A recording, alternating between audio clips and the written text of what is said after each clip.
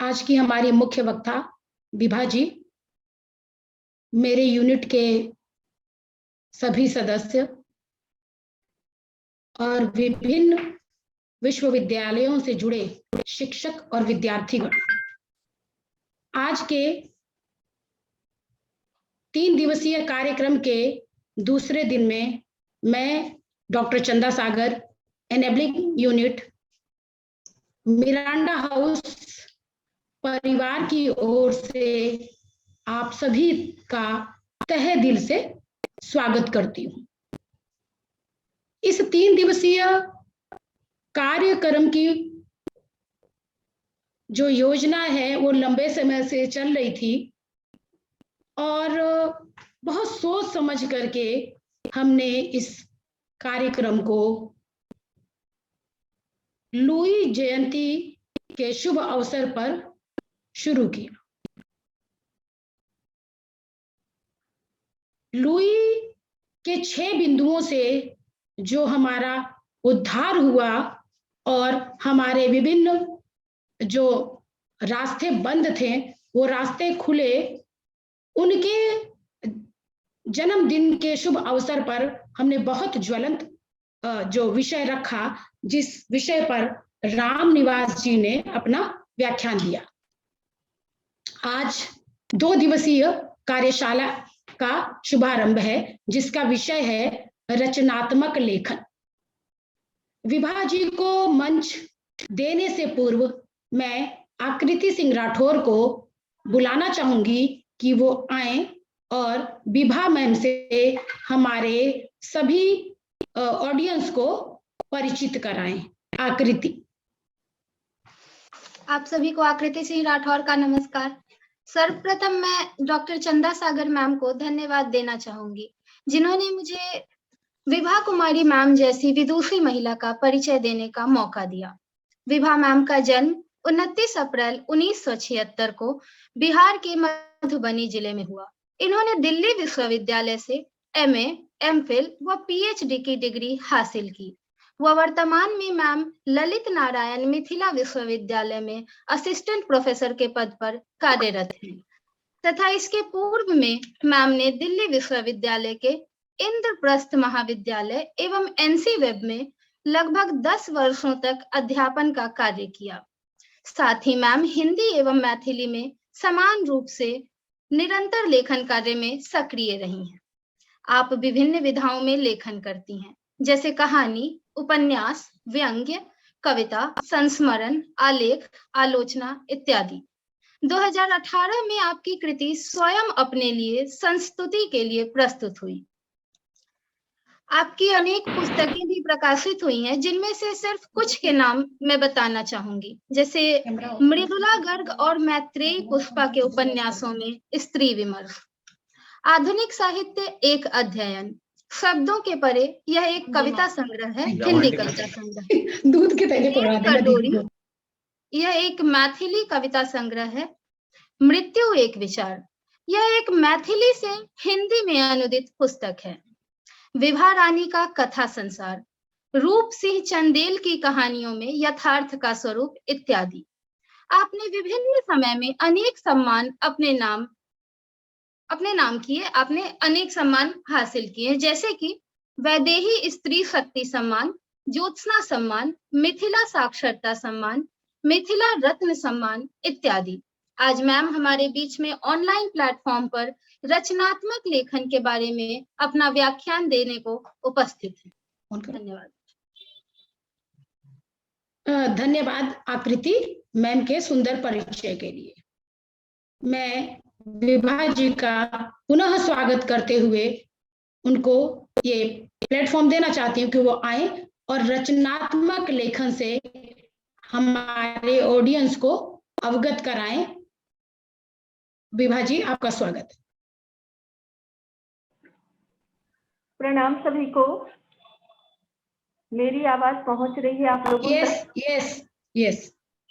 सर्वप्रथम मैं धन्यवाद करना चाहती हूँ मिरांडा हाउस की जो इनेबलिंग यूनिट है लक्षिता उसका, और मिरांडा हाउस की जो प्राचार्य है मैम उनका, और इनेबलिंग यूनिट की जो अध्यक्ष हैं डॉक्टर सागर, उनका और उन समस्त छात्रों का जिन सब ने मिलकर इस कार्यक्रम का आयोजन किया है। और किसी भी आयोजन में जो व्यक्ति सामने हैं जिनका मैं नाम ले पा रही हूँ, इसके साथ साथ वो तमाम व्यक्ति जो इस कार्यक्रम की तैयारी में हमारे साथ हैं, मैं उन सब के प्रति हार्दिक आभार व्यक्त करती हूँ। और मैं बहुत प्रसन्नता भी जाहिर करना चाहती हूँ कि मुझे आज इतने छात्रों, शिक्षकों और विद्वानों से जुड़ने का यह अवसर प्राप्त हुआ। दरअसल आकृति राठौड़ ने जो मेरा परिचय दिया, उसे मैं एक औपचारिक परिचय कहूंगी और इसके लिए मैं आकृति का बहुत धन्यवाद भी करना चाहती हूँ, क्योंकि इन्होंने बहुत कम समय लेते हुए बहुत कुछ बताया और निश्चित रूप से मुझे सुखद अनुभूति हुई, क्योंकि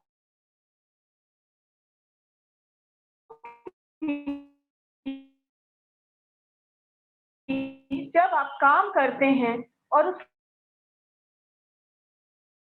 यहाँ इकट्ठा हुए हैं रचनात्मक लेखन की कार्यशाला में। यह कार्यशाला 2 दिनों के लिए हम लोग करेंगे, जिसमें आज प्रथम दिवस पर मैं आप लोगों के साथ रचनात्मक लेखन पर बात करूंगी और आज मैं आप लोगों को एक होमवर्क दूंगी जो करके कल आप लोग मुझे देंगे। और इस कार्यक्रम के बाद भी आप लोग तुरंत मुझे ईमेल के माध्यम से भेज सकते हैं। आज मैं एक सूचना देना चाहती हूँ कि मेरे व्हाट्सएप में कुछ तकनीकी खराबी आ जाने के कारण मैं व्हाट्सएप पर कोई भी उत्तर प्राप्त नहीं कर पाऊंगी, इसीलिए कृपया आप लोग जो भी इसमें भाग लेंगे रचनात्मक लेखन प्रतियोगिता में, वो मुझे ईमेल पर अपना रचनात्मक लेखन प्रस्तुत करेंगे। यह जो आज का कार्यक्रम है, यह जो कार्यशाला है, यह सबके लिए खुला है, लेकिन यह इनेबलिंग यूनिट का कार्यक्रम है। इसीलिए मैं सभी छात्र छात्राओं को यह बताना चाहती हूँ कि आज की जो प्रतियोगिता है वो सिर्फ और सिर्फ विशेष रूप से सक्षम छात्रों के लिए ही है। क्षमा चाहती हूँ, मैं जहाँ बैठी हूँ वह सड़क के थोड़ी नजदीक की कह लीजिए कि लोकेशन है, जिसकी वजह से थोड़ा बहुत डिस्टरबेंस होगा, इसके लिए मैं क्षमा चाहती हूँ। तो आज की यह जो प्रतियोगिता होगी वह तो विशेष रूप से सक्षम छात्रों के लिए ही होगा, परंतु यह कार्यशाला सबके लिए है। और इसके साथ साथ जो भी आज के इस कार्यशाला में भाग लेना चाहते हैं वो मुझे अपना कार्य ईमेल करेंगे, लेकिन वो कल के बाद करेंगे। यानी आज सिर्फ प्रतियोगी छात्र ही मुझे मेल करेंगे आज और कल, जब तक कि आज रात के 12 बजे तक कर दें। जितने भी प्रतियोगी छात्र हैं वो अपना कार्य मुझे रात के 12 बजे तक मेल कर दें, ताकि कल मैं उन पर अपनी प्रतिक्रिया दे सकूं। और इसके अतिरिक्त जो छात्र हैं वो मुझे कल के बाद या कल रात से अपना ईमेल दे सकते हैं, जिस पर मैं अपनी प्रतिक्रिया दूंगी। मुझे लगता है कि हम सब विशेष रूप से जब भी समाज में वह वर्ग जिसे परिधि पर का वर्ग कहा जाता है, मैं कल भी जुड़ी थी और प्रोफेसर रामनिवास सर का वक्तव्य सुना और बहुत बातें उनकी मुझे बहुत अच्छी लगी, क्योंकि जब भी आप परिधि पर होते हैं तो आपका संघर्ष अधिक होता है, जिसमें विशेष रूप से महिलाएं और विशेष रूप से सक्षम बच्चे।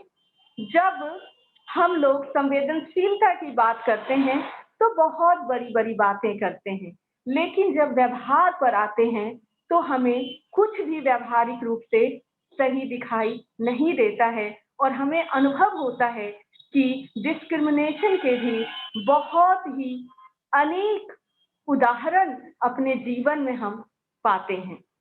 लेकिन एक कलम ही ऐसी हमारे पास अभिव्यक्ति का माध्यम है जिससे हम अपनी अनुभूतियों को बयां कर सकते हैं। और जैसा कि मैं हमेशा छात्रों से कहती हूँ कि मेरे जीवन का उद्देश्य भी कलम है और मेरे जीवन का नारा भी है कलम की ताकत, सच्ची विरासत। और हर छात्र को मैं यही नारा देती हूँ। अब जब हम विधिवत रूप से रचनात्मक लेखन के ऊपर बात करेंगे, तब मैं चाहूंगी कि मैं शुरुआत वहां से करूं जहां से मैंने लेखने की ताकत को समझ लिया। मैं कुछ उदाहरण देना चाहूंगी। जब मैं अपने छात्र जीवन में थी और किसी भी ऑफिस या दफ्तर में जाती थी और मौखिक रूप से कोई निवेदन करती थी, तो उस पर कोई कार्रवाई नहीं होती थी और यह प्रक्रिया कई बार करने के बाद भी कोई भी हमें उत्तर प्राप्त नहीं होता था। और जब मैं मौखिक रूप से कहकर थक जाती थी, तो अंत में आवेदन पत्र लेकर जाती थी और आवेदन पत्र देने के बाद सुनवाई हो जाती थी। यानी अपने छात्र जीवन में ही मैंने कलम की ताकत को अनुभव कर लिया। तत्पश्चात मेरे मन की जो अनुभूतियां थी, उनको मैंने डायरी में उतारना शुरू किया और डायरी से शुरू करके कविता, कहानी, लेख, विभिन्न विधाओं को मैं पकड़ती चली गई, क्योंकि मैंने यह अनुभव किया कि जितना कुछ मुझे कहना है, उसके लिए कोई भी एक विधा पर्याप्त नहीं है और हर विधा का एक पाठक समूह है। कविता पढ़ने वाले लोग हो सकता है लेख न पढ़ते हों और लेख पढ़ने वाले हो सकता है कविता न पढ़ते हों, क्योंकि सबकी रुचि भी भिन्न होती है। तब आपके भीतर यदि छटपटाहट है, बेचैनी है, स्वतंत्रता और समानता के लिए जिद है, क्योंकि स्वतंत्रता, समानता, न्याय कहते हुए बहुत अच्छा लगता है, सुनते हुए बहुत अच्छा लगता है, लेकिन जब लागू करने की बात आती है, तो हर बार एक पीड़ित को यह लगता है कि मेरी बात लोगों तक पहुंच ही नहीं पाई, और जब बात ही नहीं पहुंची तो समाधान कहाँ से निकलेगा।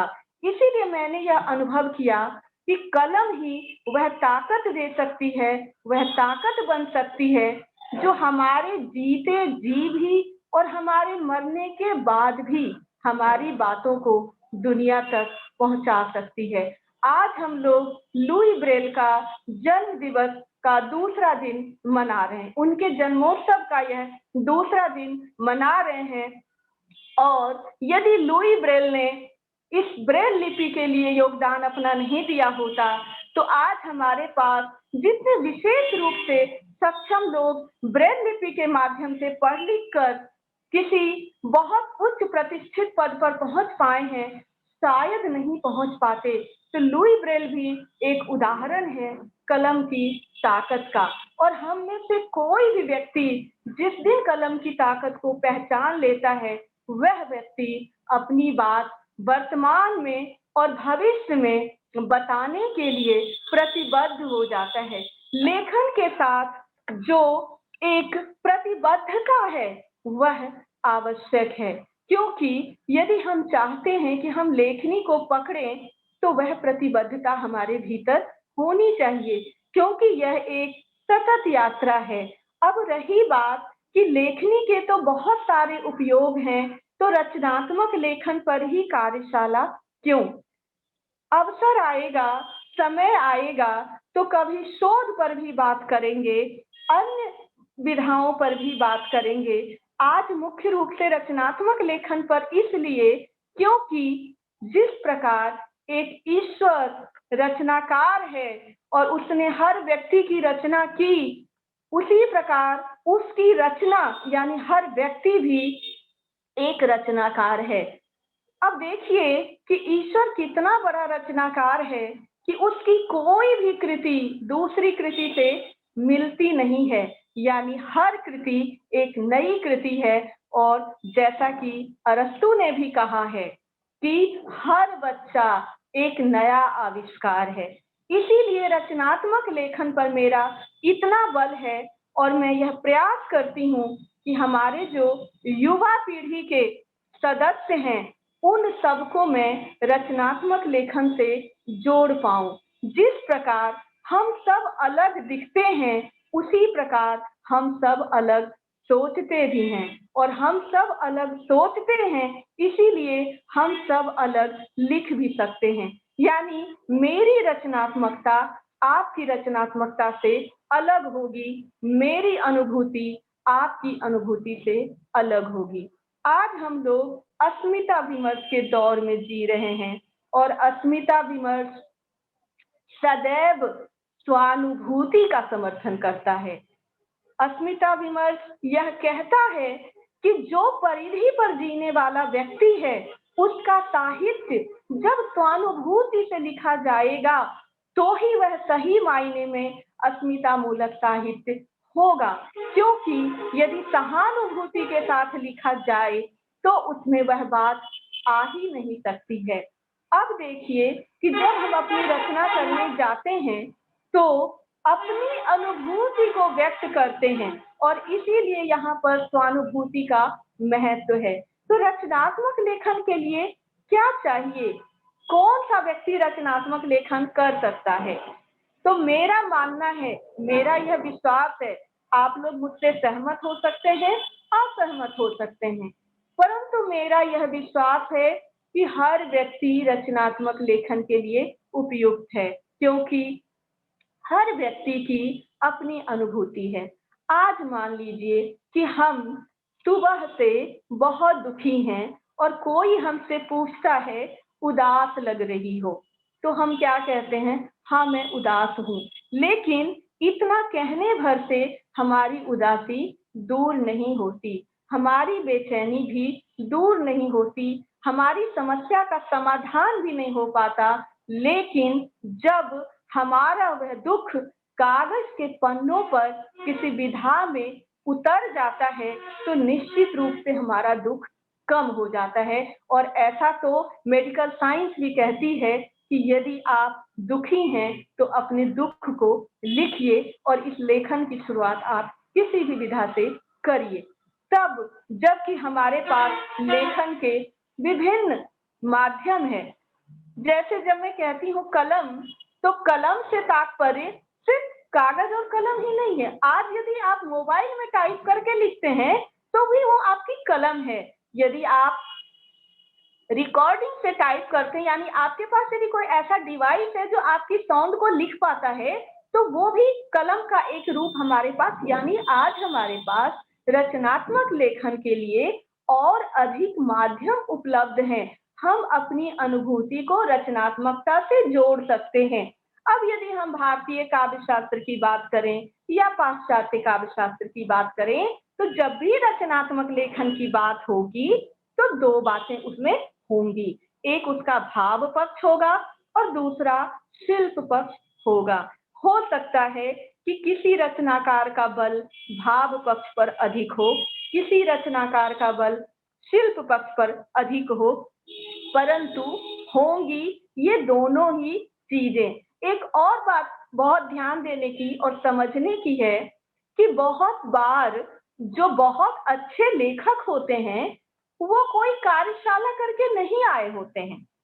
यदि मैं किसी भी बड़े लेखक की बात करूं तो मैंने उनकी जीवनी में नहीं पढ़ा था कि उन्होंने कोई रचनात्मक लेखन की कार्यशाला की, लेकिन हम लोग वह पीढ़ी हैं जिनके पूर्वजों के किए गए कार्यों का लाभ हम लोगों को प्राप्त हुआ है। हम लोगों ने जिन बड़े लेखकों को पढ़ा है उनका पाठ ही हमारे लिए वर्कशॉप का काम करता है, और जैसे जैसे हम परिपक्व होते जाते हैं हमारी यह जिम्मेदारी बनती है कि हम इस रचनात्मक लेखन की कड़ी को और आगे बढ़ाएं।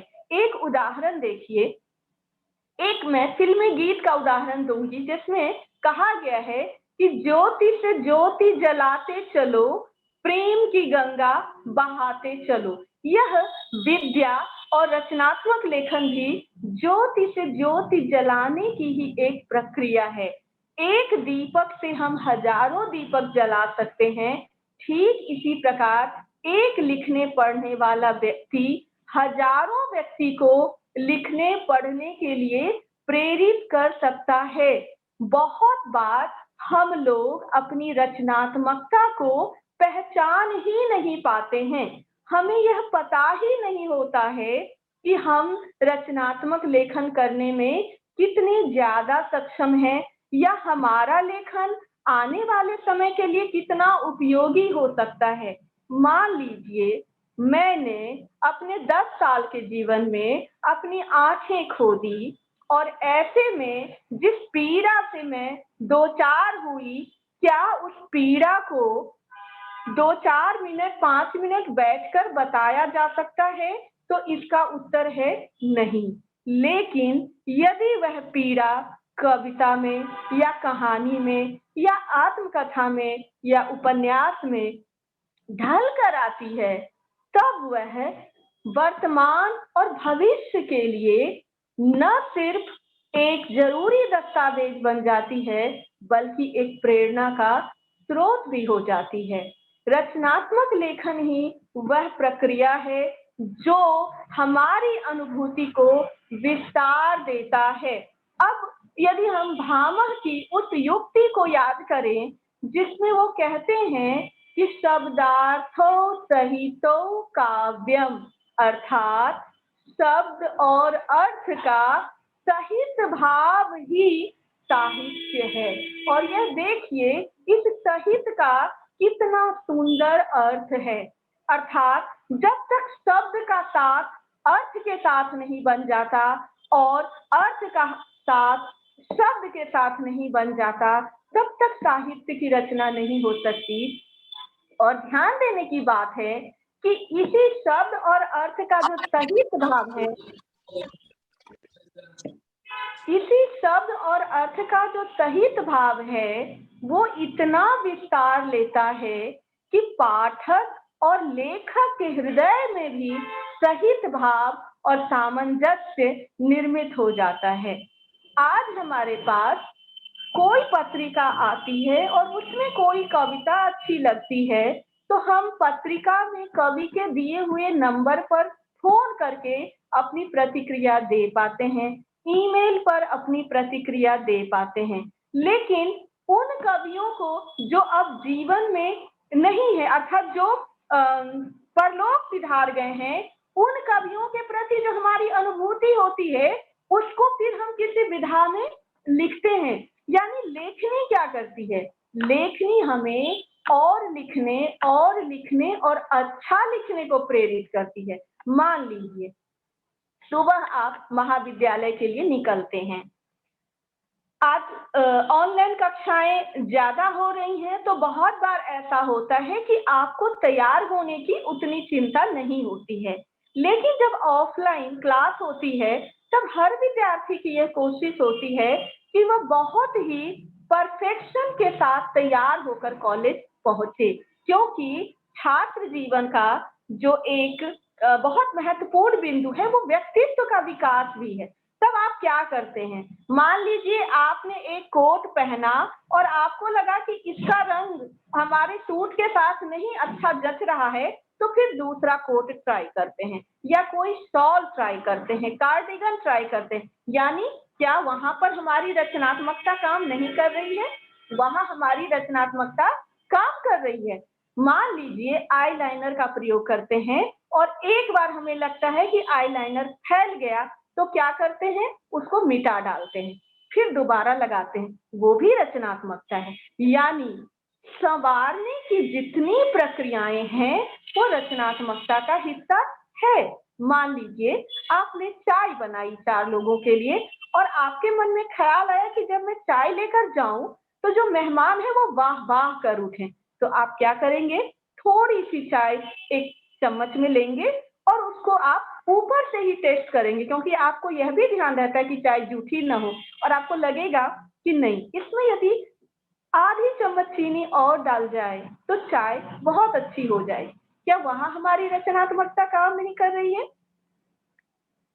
फिर से कहती हूँ कि मेरे विचार से आप सहमत हो सकते हैं या असहमत हो सकते हैं, लेकिन मेरा विचार यही है कि हर व्यक्ति में रचनात्मकता है और हर व्यक्ति की रचनात्मकता दूसरे से भिन्न है। अब हम अपनी रचनात्मकता को अभिव्यक्ति कैसे दें? अब मान लीजिए कि मैं रचनात्मक लेखन की बात कर रही हूँ, क्योंकि मैंने अपनी अभिव्यक्ति के लिए और अपनी रचनात्मकता के लिए कलम को पकड़ा। कोई ऐसा विद्यार्थी भी हो सकता है जो ब्रश को पकड़ ले लेकिन अब आप कहेंगे कि मैम वो तो चित्रकारी हो गई, वो तो रचनात्मक लेखन नहीं हुआ।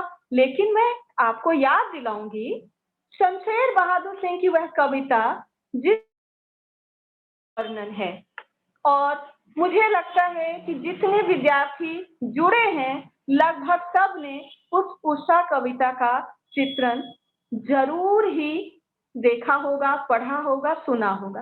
अब मान लीजिए यदि शमशेर बहादुर सिंह देख नहीं पाते, क्योंकि जब कल बात हो रही थी साहित्य में, किस प्रकार से हम लोग साहित्य में एक बड़े समूह को केंद्र में रखते हैं, लेकिन हम भूल जाते हैं कि परिधि पर भी समूह है। इसीलिए स्त्री का दुख पुरुष नहीं लिख पाता, दृष्टिबाधित का दुख दृष्टि युक्त लोग नहीं लिख पाते, या मान लीजिए यदि हाथ से वंचित है कोई व्यक्ति तो उसकी पीड़ा को हाथ वाला व्यक्ति नहीं जान सकता। तो मान ले हम कि यदि शमशेर बहादुर सिंह देख नहीं पाते तब उषा कविता का चित्रण कैसा होता। जब एक व्यक्ति की अनुभूति दूसरे व्यक्ति से भिन्न होती है तो उसकी रचनात्मकता निश्चित रूप से भिन्न होगी। मान लीजिए आप कहेंगे कि पानी ठंडा है, ठीक है, पानी ठंडा है। मान लीजिए कि मेरी हथेली ही नहीं है, तो मैं क्या करूंगी, मैं अपने बाह से उसको टच करूंगी, लेकिन बाह पर जो ठंडा होगा वह तापमान हथेली पर जो ठंडा है उससे भिन्न होगा। अर्थात हमारी जो इंद्रियों से युक्त अनुभूति है और इंद्रियों से अलग अनुभूति है, हर अनुभूति व्यक्ति सापेक्ष होता है। मान लीजिए मैं कहती हूँ कि धूप बहुत तेज है, तो मैं धूप में पहुंचने से पहले ही धूप को देखकर कह सकती हूँ कि धूप बहुत तेज है। लेकिन एक दृष्टिबाधित जब तक धूप में जाकर उसको अपने सिर पर अनुभव नहीं कर लेगा, वह नहीं बता पाएगा कि धूप तेज है या नहीं है। अर्थात हमारी जो रचनात्मकता है वह हमारी अनुभूति से जुड़ती है। मैं एक स्त्री हूँ तो मैं जानती हूँ कि स्त्री होने का दुख क्या होता है और हमारी जैविक समस्याएं क्या हैं और समाज प्रदत्त समस्याएं क्या हैं। अब आप कहेंगे कि समस्याएं तो पुरुषों के साथ भी है। ठीक यही बात हर व्यक्ति के साथ आती है। जब हम उषा कविता का उदाहरण ले रहे हैं और उषा कविता में जिस चित्रात्मकता को देख रहे हैं, हम ये जानते हैं कि चित्रकला एक अलग कला है, लेखन एक अलग कला है। लेकिन हमारे पास शमशेर बहादुर सिंह जैसे कवि हैं जो शब्दों से चित्रकारी करते हैं, लेकिन उस शब्द की चित्रकारी को मैं जिस तरह से अनुभव करूंगी, मैं उसे उस प्रकार से व्यक्त करूंगी, चाहे शब्द में करूं या चित्रकारी में।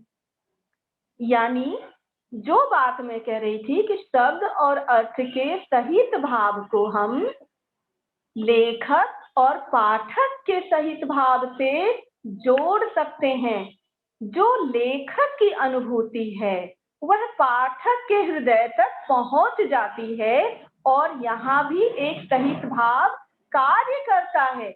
लेकिन देखिए, हर व्यक्ति की अनुभूति अलग है, हर व्यक्ति की ग्रहण करने की क्षमता भी अलग है, हर व्यक्ति की संवेदनशीलता भी अलग है। इसीलिए किसी रचना का प्रभाव भी अलग अलग व्यक्ति पर अलग अलग होता है। अब मान लीजिए कि हम लोग कहते हैं कि देखो जो रचनात्मक लेखन है वो सिखाया नहीं जा सकता। ये बात बिल्कुल सच है कि मैं जिस प्रकार से एक बच्चे को लिंग क्या है पढ़ा दूंगी, पर्यायवाची शब्द क्या है पढ़ा दूंगी, समास क्या है पढ़ा दूंगी, उस प्रकार से तो सचमुच में नहीं पढ़ा सकती कि कविता को कैसे लिखें। लेकिन मैं एक युवा को या एक बच्चे को यह संवेदनशीलता जरूर जगाने की कोशिश कर सकती हूँ कि आपके भीतर जो रचनात्मक क्षमता है वो मेरी रचनात्मकता से भिन्न है और इसीलिए आप रचनात्मक लेखन कर सकते हैं, क्योंकि जो चीज आकर्षित करती है वो भिन्नता ही है। मान लीजिए हम सब की आवाज एक जैसी हो तो फिर बातचीत का आनंद ही समाप्त हो जाएगा। जब हम लोग बातचीत करते हैं तो कितना आनंदित होते हैं, क्या वहां हमारी रचनात्मकता काम नहीं कर रही होती है? अब मान लीजिए आपने कहा कि मैम ठंड बहुत है, तो मैं कहूंगी ऐसा करो, अपने हाथों को अपने पॉकेट में रख लो। जैसे ही मैं ऐसा कहूंगी आपके चेहरे पर मुस्कुराहट आ जाएगी। क्या ये रचनात्मकता नहीं है कि मैंने आपको हंसा दिया? मान लीजिए आप कहेंगे कि मैम मेरे सर में दर्द है, मैं कहूंगी चलो बाद में पढ़ेंगे, ऐसा करते हैं एक एक कप गर्मा गर्म चाय पीते हैं। क्या ये रचनात्मकता नहीं है? यानी हर वह वाक्य रचनात्मकता का उदाहरण है जो अगले व्यक्ति पर एक प्रभाव डालता है। हर वक्त हम लोग रचनाशील होते हैं, हर क्षण रचनाशील होते हैं। बातचीत हमें इसीलिए आनंदित करती है कि हम सब कहीं न कहीं रचनात्मक हैं, इसीलिए बातचीत इतनी आनंदित करती है। जैसे ही कोई आपके पास आता है और आपसे कुछ बात करता है, आपकी एक प्रतिक्रिया होती है, और वह प्रतिक्रिया इस बात का उदाहरण है कि आप पहले व्यक्ति के संवाद से प्रभावित हुए, और वह प्रभावित इसलिए हो पाए क्योंकि उसमें एक रचनात्मकता थी। आप अपने दैनिक जीवन में सुबह उठने से लेकर रात के सोने तक आप जो आज मुझे कार्य सबमिट करेंगे वो तो करेंगे ही करेंगे, लेकिन मैं जो आज बता रही हूँ आप इसको भी ट्राई करिएगा कि सुबह उठने से आपकी रचनात्मकता कैसे शुरू होती है। आप जब सुबह उठते हैं उसी समय से आप अपनी रचनात्मकता के साथ ही दिन का आरंभ करते हैं। जब आप अपने दैनिक कार्यों के लिए तैयार होते हैं तो आपकी एक कोशिश होती है कि आप बेहतरीन दिखें। आप जब अपने शिक्षक से मिलते हैं तो आपकी कोशिश होती है कि आप बेहतरीन संवाद कर सकें। यदि आपको एक असाइनमेंट मिलता है तब आप कोशिश करते हैं कि आप एक बेहतरीन असाइनमेंट तैयार करें, और इसी प्रकार पूरे दिन जब आप लौट कर आते हैं घर, तब भी आप कोशिश करते हैं कि अपने कमरे को थोड़ा और सुंदर और व्यवस्थित कर दें। यानी हम जितनी देर कार्यरत होते हैं हम अपनी रचनात्मकता से जुड़े होते हैं, और अपनी रचनात्मकता को हम खुद ही नहीं पहचान पा रहे होते हैं। तो निश्चित रूप से रचनात्मक लेखन को उस तरह से नहीं पढ़ाया जा सकता जिस तरह से किसी पाठ को पढ़ाते हैं। मान लीजिए आज हमारे पास एक पद है कि मेरो मन अनत कहाँ सुख पावे, जैसे उड़ी जहाज को पंछी पुनि जहाज पे आवे।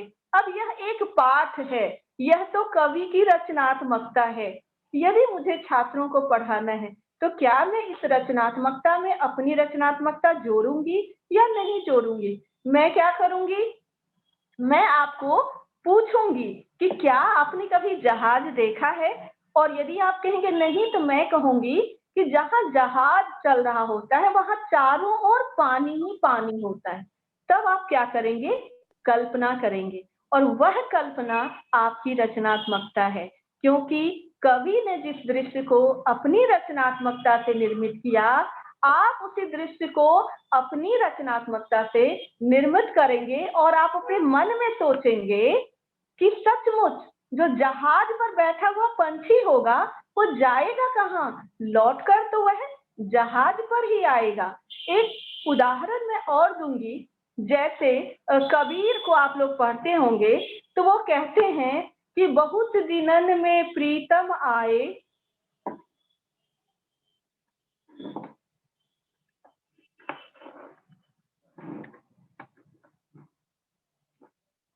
हेलो, कबीर कहते हैं बहुत दिनन में प्रीतम आए, भाग भई घर बैठे आए, मंदिर माही भया उजियारा, ले सूती अपना पीव पियारा। अब मैंने देखा कि जब मैं ये पंक्ति क्लास में पढ़ाती हूँ तो लड़के मुस्कुराने लगते हैं, लड़कियां शर्माने लगती हैं। अब मैं कहती हूँ कि यह तो भक्ति काव्य है, फिर इस तरह की प्रतिक्रिया क्यों होती है? या जब मैं चंद्रधर शर्मा गुलेरी की कहानी पढ़ाती हूँ, उसने कहा था, और जब वो कहता है तुम्हारी कुड़माई हो गई, तो फिर लड़के मुस्कुराने लगते हैं, लड़कियां शर्माने लगती हैं। मैं कहती हूँ कि क्या हमारी रचनात्मकता हमारी सामाजिक कंडीशनिंग से जुड़ तो नहीं गई है? बिल्कुल जुड़ गई है, क्योंकि ऐसा क्यों नहीं होता कि लड़के शर्मा जाएं और लड़कियां मुस्कुराने लग जाएं। हमारी जो रचनात्मकता है वह हमारे सामाजिक व्यवहार का एक हिस्सा बन चुकी है।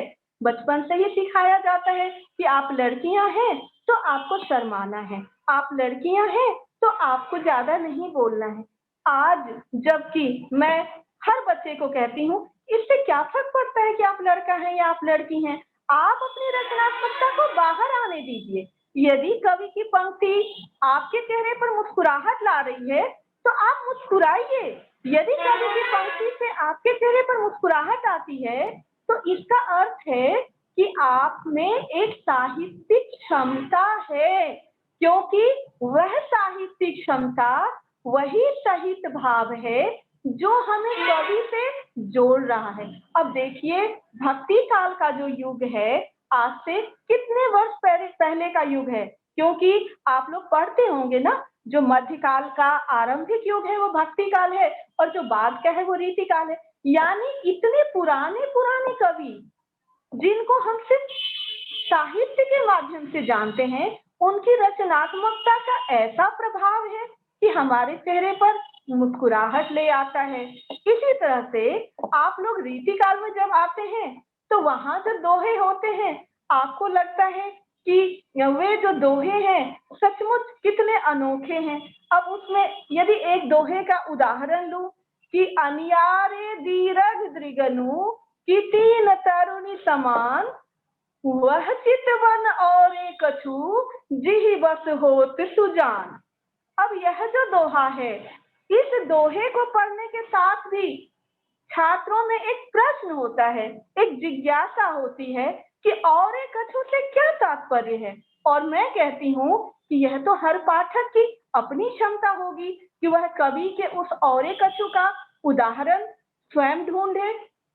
और यही रचनात्मकता का सबसे सुंदर पक्ष है कि कवि अपनी रचनात्मकता को अपनी शैली में प्रस्तुत करता है और हर पाठक, यहाँ कवि का तात्पर्य मेरा रचनाकार से है, क्योंकि जब हम लोग बृहद रूप में जाते हैं तो काव्य का अर्थ साहित्य है। साहित्य की जितनी विधाएं हैं वो सब काव्य के ही अंतर्गत है। और इसीलिए जब कवि कहा जाता है तो यह ध्यान रहे कि वह रचनाकार है, क्योंकि आज जबकि उपन्यासों को हम महाकाव्य की तरह देख रहे हैं ना, क्योंकि आज हम जिस दौर में आए हैं तो अब महाकाव्य उस तरह से नहीं लिखे जा रहे हैं, लेकिन उपन्यासों को महाकाव्य की तरह पढ़ने और समझने का तो दौर चल ही रहा है आज भी।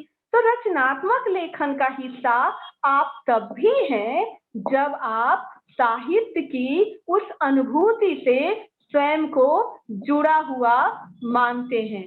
और यह रचनात्मकता जिस दिन हम पहचान लेते हैं और अपनी लेखनी को उठा लेते हैं, उसी दिन से हम रचनात्मक लेखन के लिए अग्रसर हो जाते हैं।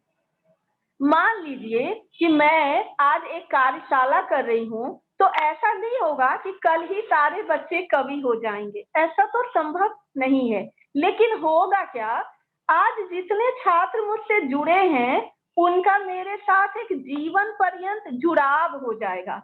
मान लीजिए आज की जो प्रतियोगिता है उसमें जो हिस्सा ले पा रहे हैं उनको तो परिणाम मिलेगा और पुरस्कार मिलेगा, लेकिन क्या वहां यात्रा पूरी हो जाती है? इसका उत्तर है नहीं। फिर वो छात्र जो आज तो प्रतियोगिता का हिस्सा नहीं है लेकिन भविष्य में होंगे। एक और बात मैं कहना चाहती हूँ कि यह जो प्रतियोगिता आयोजित की जाती है ये सिर्फ और सिर्फ आपको प्रोत्साहित करने के लिए है, क्योंकि यह बहुत मुश्किल है कि पूजा की रचना अच्छी है या फिर किसी और की। मान लीजिए कि मेरे पास 5 बच्चों की रचनाएं आई, हो सकता है कि वो पांचों रचनाएं बहुत अच्छी हों, और हो सकता है कि हमें 3 को चुनना आवश्यक है, वो हमारी प्रतियोगिता का एक रिजल्ट निकालने के लिए जरूरी है। तब हम क्या करेंगे, कुछ मापदंड बनाएंगे और उन मापदंड के आधार पर परिणाम घोषित कर देंगे। लेकिन क्या जो प्रथम द्वितीय तृतीय नहीं आ पाए, क्या उनमें रचनात्मकता नहीं है? तो इसका उत्तर है बिल्कुल है। और रचनात्मक लेखन निरंतर प्रयास और अभ्यास की अपेक्षा रखती है। अब देखिए रचनात्मकता के कितने उदाहरण हैं। जब आपसे कोई प्रश्न पूछा जाता है और आप कोई अच्छा सा उत्तर देते हैं और अगले व्यक्ति के होठों पर मुस्कुराहट आती है, तो ये रचनात्मकता का उदाहरण है। और जब आप कहानी या उपन्यास या नाटक लिखेंगे तो आपकी वह संवाद क्षमता वहां पर कार्य करेगी और आप बेहतर संवाद लिख सकेंगे।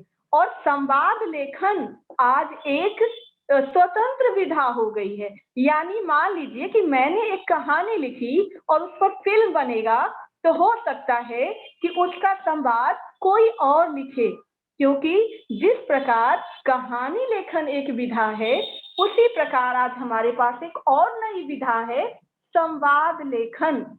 अर्थात हमारे पास कोई ऐसा युवा है जिसको बहुत सुंदर जवाब सूझते हैं, किसी बात का क्या जवाब उपयुक्त होगा, तो वह बेहतरीन संवाद लिख सकता है। रचनात्मक लेखन कोई एक दिन का कोर्स नहीं है।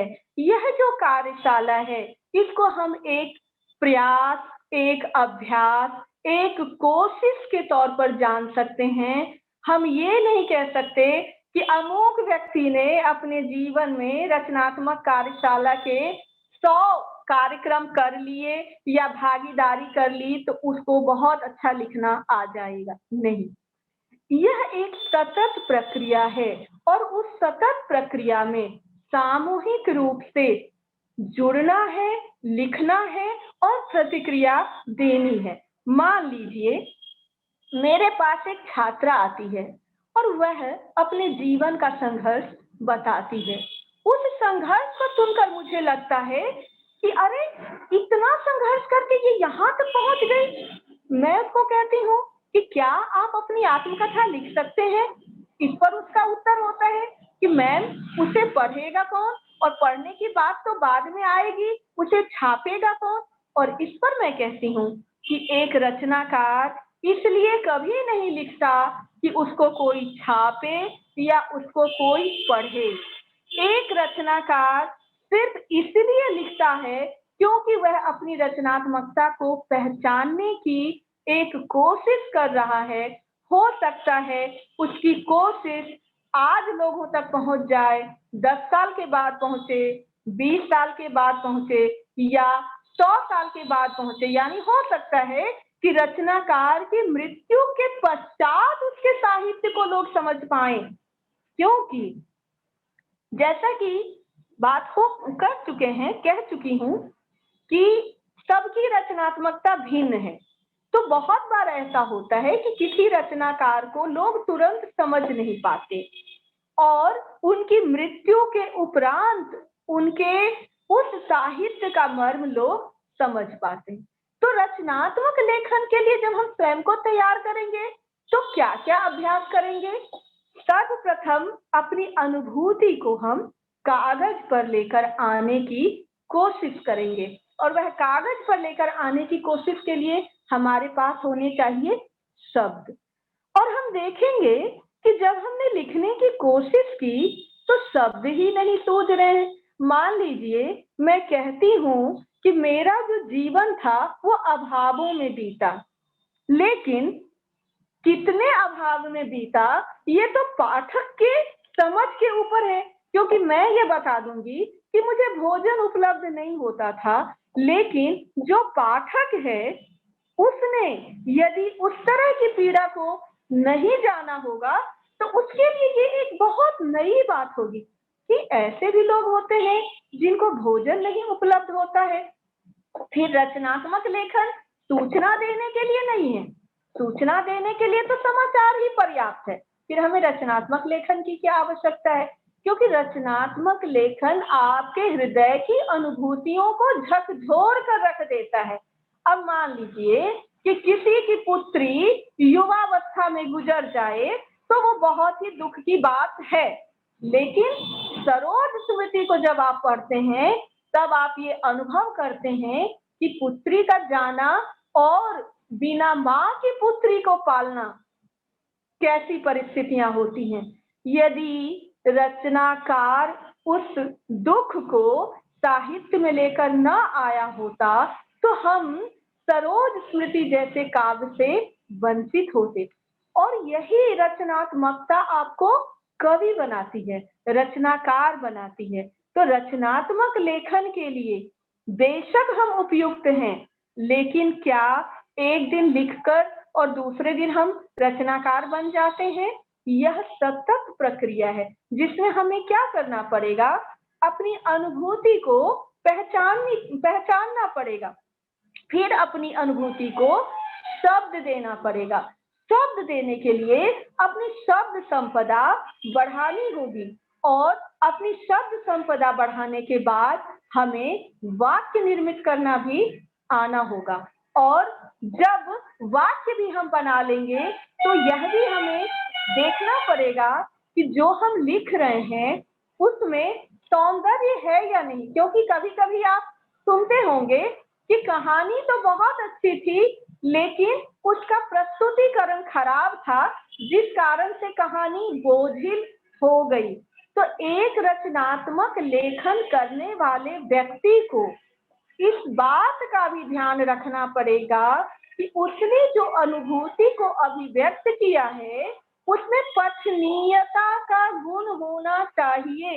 यदि आपने कोई रचना की और यदि उसमें पठनीयता का गुण नहीं होगा तो वह अधिक दिनों तक स्वीकार नहीं किया जाएगा और विस्मृति के कगार पर दे दिया जाएगा। तो रचनात्मक लेखन के लिए जब हमें अभ्यास करना है तो अपनी शब्द संपदा को बढ़ाना है, अपनी लेखन शैली को विकसित करना है और समकालीनता को समझना है। दरअसल जब हम समकालीन कहते हैं तो बड़ी हम सामान्य सी बात करते हैं। समकालीनता की बात भारत जैसे देश में बहुत कठिन है, क्योंकि एक ही समय में हमारे पास अलग अलग परिस्थितियां हैं। हम समकालीन साहित्य जिसको कहते हैं उसमें एक ओर तो दिल्ली के मेट्रो रेल का चित्रण हो रहा है तो दूसरी ओर उस पगडंडी का चित्रण हो रहा है जहां आज तक पक्की सड़क भी नहीं है। तो हमारा जो समकालीन साहित्य है उसे विद्वानों ने तो 1960 के बाद से लेकर अभी तक के संपूर्ण साहित्य को समकालीन साहित्य कह दिया। और आज जितने युवा रचनात्मक लेखन में सक्रिय हैं वो सभी समकालीन रचनाकार हैं। लेकिन फिर भी इतनी विविधता क्यों है? विविधता परिस्थितियों के कारण, लैंगिकता के कारण, सामाजिक कंडीशनिंग के कारण, अर्थव्यवस्था के कारण, विभिन्न वर्ग के कारण, जातिगत भेदभाव के कारण इत्यादि बहुत सारे कारण हैं जो समकालीनता के दायरे को भी बहुत ही बड़ा कर देते हैं। जब हम समकालीनता की बात करते हैं तो हर उस साहित्य को हम शामिल करते हैं जो अभी लिखा जा रहा है, लेकिन उस एक ही काल में लिखने वाले व्यक्ति की जो परिस्थितियां हैं वो दूसरे से अलग है। अब मान लीजिए कि आज इस कार्यक्रम में कुछ बच्चे महानगर से जुड़े हैं, कुछ देश की राजधानी से जुड़े हैं और कुछ हो सकता है कि सुदूर किसी गांव से जुड़े हों। ऐसे भी बच्चे जुड़े होंगे जिन्होंने आज तक मेट्रो नहीं देखा और जब वो किसी कविता में पढ़ेंगे मेट्रो रेल के बारे में तो वो सोचेंगे कि अच्छा मेट्रो ऐसा होता होगा। यानी जब वो न्यूज़पेपर में मेट्रो की जानकारी प्राप्त करते हैं तो वह उनके हृदय पर नहीं आघात करता है, लेकिन जब वो मेट्रो पर एक कविता या एक कहानी या एक नाटक पढ़ते हैं तो वह उनके हृदय को छू पाता है। फिर स्त्री होने की पीड़ा, जब हम कहते हैं स्त्री होने की पीड़ा तो स्त्री कहाँ की स्त्री? कौन सी स्त्री, किस वर्ग की स्त्री, किस आयु की स्त्री, किस जाति की स्त्री, किस पेशे की स्त्री, इत्यादि इत्यादि बिंदु हैं। जब इतनी विविधता है तो निश्चित रूप से रचनात्मक विविधता होगी। एक व्यक्ति की पीड़ा को दूसरा व्यक्ति बयां उस प्रकार से नहीं कर पाएगा, इसीलिए एक व्यक्ति की रचनात्मकता दूसरे व्यक्ति से अलग होगी। अब जब रचनात्मक लेखन में आते हैं तो फिर शब्दों के साथ एक बहुत सुंदर आपकी मित्रता हो जाती है। मान लीजिए आपने एक कविता लिखी और कविता आपने लिखी प्रेम पर। अब मान लो कि प्रेम को कविता में आप जब प्रेम लिखते हैं तो आपको लगता नहीं प्रेम कहने से वो अनुभूति बयां नहीं हो पा रही जो मैं करना चाह रही हूँ, तो आप प्रणय लिखते हैं। आपको लगता नहीं प्रणय लिख करके भी नहीं हो पा रहा है। अब प्यार लिखते हैं, आपको लगता नहीं प्यार से भी वो बात नहीं आ पा रही है। मोहब्बत लिख कर देखते हैं, ऐसा क्यों होता है? ये तो सारे पर्यायवाची शब्द हैं।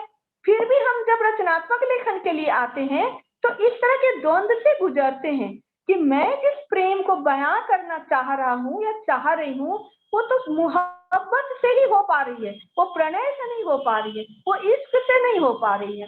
इसी तरह से आप मान लीजिए मौसम पर लिखने जाएंगे तो आपको फिर धूप, गुनगुनी धूप का जब आप जिक्र करते हैं तो हो सकता है आपको लगे नहीं गुनगुनी धूप तो मैं नहीं कहना चाह रहा हूँ या चाह रही हूँ, मुझे तो सुहानी धूप कहनी है या मुझे। अब आप ऐसे ऐसे उदाहरण ढूंढिए तो आपको कवियों के ऐसे ऐसे शब्द प्रयोग मिलेंगे कि आप उसे एक बार पढ़ेंगे और फिर आपको वो बार बार पढ़ने का मन करेगा। मान लीजिए कि एक कोई भी कविता को आप याद कीजिए तो केदारनाथ सिंह क्या लिखते हैं कि वो लिखते हैं कि जहां तुमने लिखा है प्यार वहां लिख दो सड़क, कोई फर्क नहीं पड़ता, मेरे युग का मुहावरा है, कोई फर्क नहीं पड़ता। ये तो उन्होंने कहा ना, लेकिन हो सकता है कि एक बच्चा ये कहे कि नहीं ये तो नहीं हो सकता, मैं इससे असहमत हूँ, मैं इससे सहमत नहीं हो सकती, हम प्यार की जगह सड़क नहीं लिख सकते, हमें इससे फर्क पड़ेगा क्योंकि हमें तो प्यार की जगह कोई कोमल शब्द चाहिए। हो सकता है हम प्यार ना कहें, उसकी जगह हम कोई और उपयुक्त शब्द। ऐसा क्यों होता है? हर कवि की जो अनुभूति है, किस युग विशेष में कहा, किस परिस्थिति विशेष में कहा। कई बार जब हम गुस्से में होते हैं तो जिस व्यक्ति से बहुत प्यार कर रहे होते हैं उसको क्या कहते हैं? आई हेट यू कहते हैं ना। ऐसा क्यों होता है? जब आप रचनात्मक लेखन में आएंगे और नायक या नायिका की उस अभिव्यक्ति को बयां करेंगे और जब नायक या नायिका ये कहेगा आई हेट यू तो पाठक को वो क्या समझ आएगा? I love you. क्योंकि पाठक ये समझ जाएगा कि वो जो कह रहा है उसका अर्थ है कि वो उसको बहुत प्यार करता है और उस प्यार की उपेक्षा के कारण दुखी होकर, पीड़ित होकर इस शब्द का प्रयोग कर रहा है। यानी जो रचनात्मकता होती है वह पाठक तक ठीक उसी रूप में पहुंचती है जिस रूप में कवि ने कहा होता है। आप इस बात को बिल्कुल याद रखिए कि ये एक ऐसी अनुभूति जन्य परिस्थिति है कि जिस अनुभूति से कवि ने लिखा होता है या उपन्यासकार ने लिखा होता है बिल्कुल वही अनुभूति पाठक को होती है, क्योंकि जो साहित्य लेखन है वो हृदय से होता है, उसका संबंध हृदय से है और साहित्य की यह विशेषता है कि हृदय से ही उपजता है और हृदय तक पहुंचता है। आप कि आप लोग जब कल हम लोग बातचीत का सेशन रखेंगे तो आप लोग किन किन रचनाओं से प्रभावित हुए, कितना प्रभावित हुए, क्यों प्रभावित हुए। तो ये तो हो गई शब्द प्रयोग की बात। अब फिर आएंगे मुहावरों की तरफ। जब आप उपन्यास पढ़ते हैं तो आप देखते हैं कि उनमें मुहावरों का भी खूब प्रयोग होता है। कई बार कविताओं में भी मुहावरों का प्रयोग होता है, कई बार मुहावरों को थोड़ा अदल बदल करके भी कवि प्रयोग करता है। ऐसा क्यों करता है कवि? कवि जो कहना चाह रहा होता है वो कहने के लिए हर संभव प्रयास करता है और इसीलिए मुझे घनानंद याद आते हैं क्योंकि वो क्या कहते हैं? वो कहते हैं कि लोग है लागी कवित्व बनावत, मोही तो मेरे कवित्व बनावत। यदि सुजान जैसी प्रेमिका नहीं मिली होती तो घनानंद जैसा कभी भी नहीं हुआ होता। प्रेम की अनुभूति हर कवि अपने तरीके से करता है और बहुत बार एक जैसी अनुभूति हमें देखने को मिलती है और हम उसे व्याख्या करते समय क्या कहते हैं? साम्य भाव। साम्य भाव लिख दिया, व्याख्या पूरी हुई और हम परीक्षा देकर आ गए।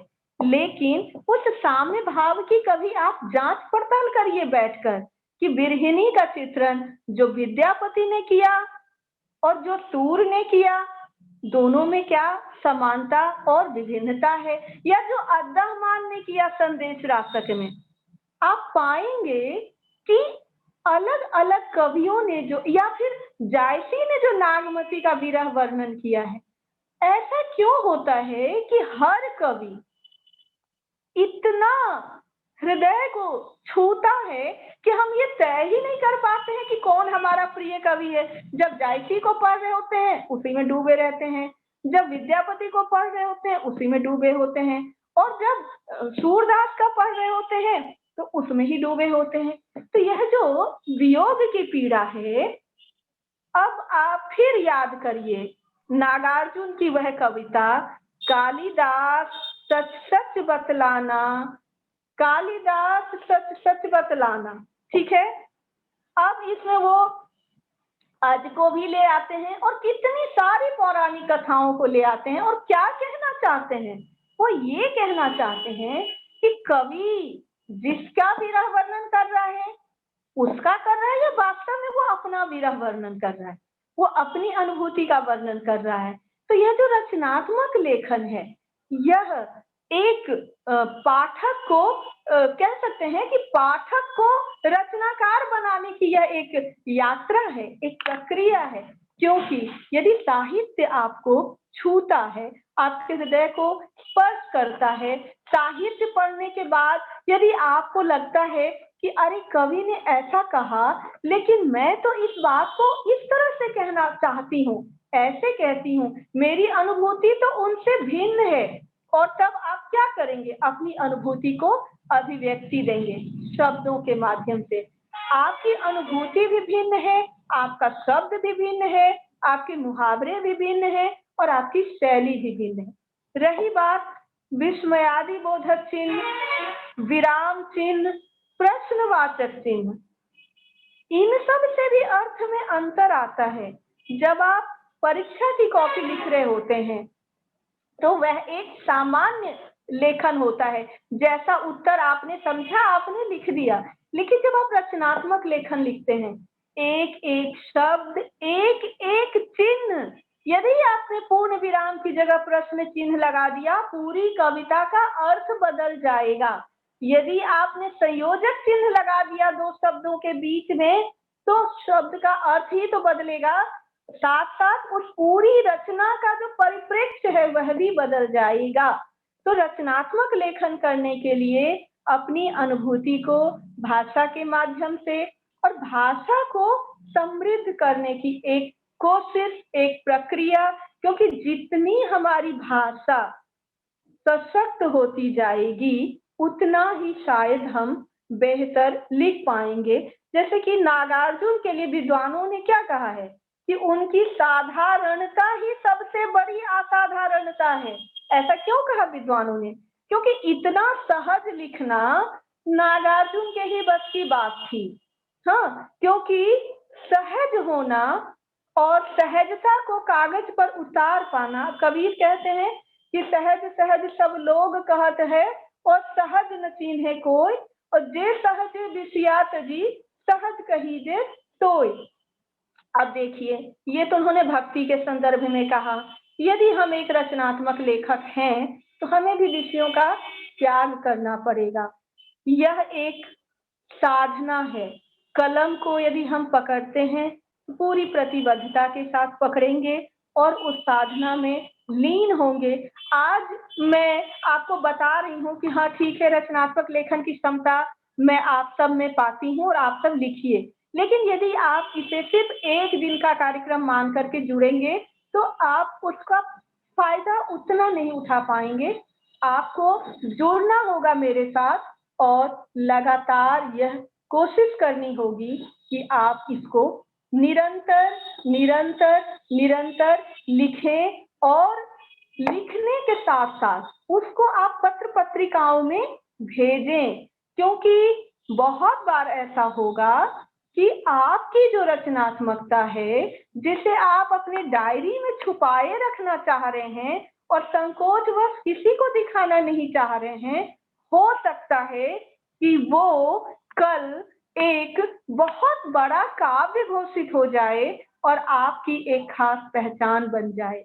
तो रचनात्मक लेखन में हम लोग जुड़े और इस रचनात्मकता को अपने साथ बनाए रखें। और जो पहली बात मैंने कही कि हम सब दीप की तरह जलें और दीपों को भी जलाएं, तो यह एक सतत श्रृंखलाबद्ध एक कोशिश है जिसमें मैं भी लिखूं, विराम देती हूँ और आप सबके प्रश्न आमंत्रित करती हूँ।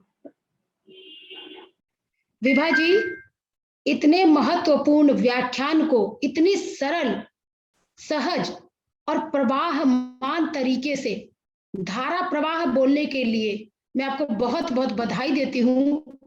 मुझे पूरा विश्वास है कि आज जितनी ऑडियंस हमारे साथ जुड़ी है वो जरूर आपके व्याख्यान से लाभान्वित होंगे और आगे अपनी रचनाएं लेकर के आएंगे और जो नहीं कोशिश कर रहे थे वो कोशिश करने का प्रयास करेंगे।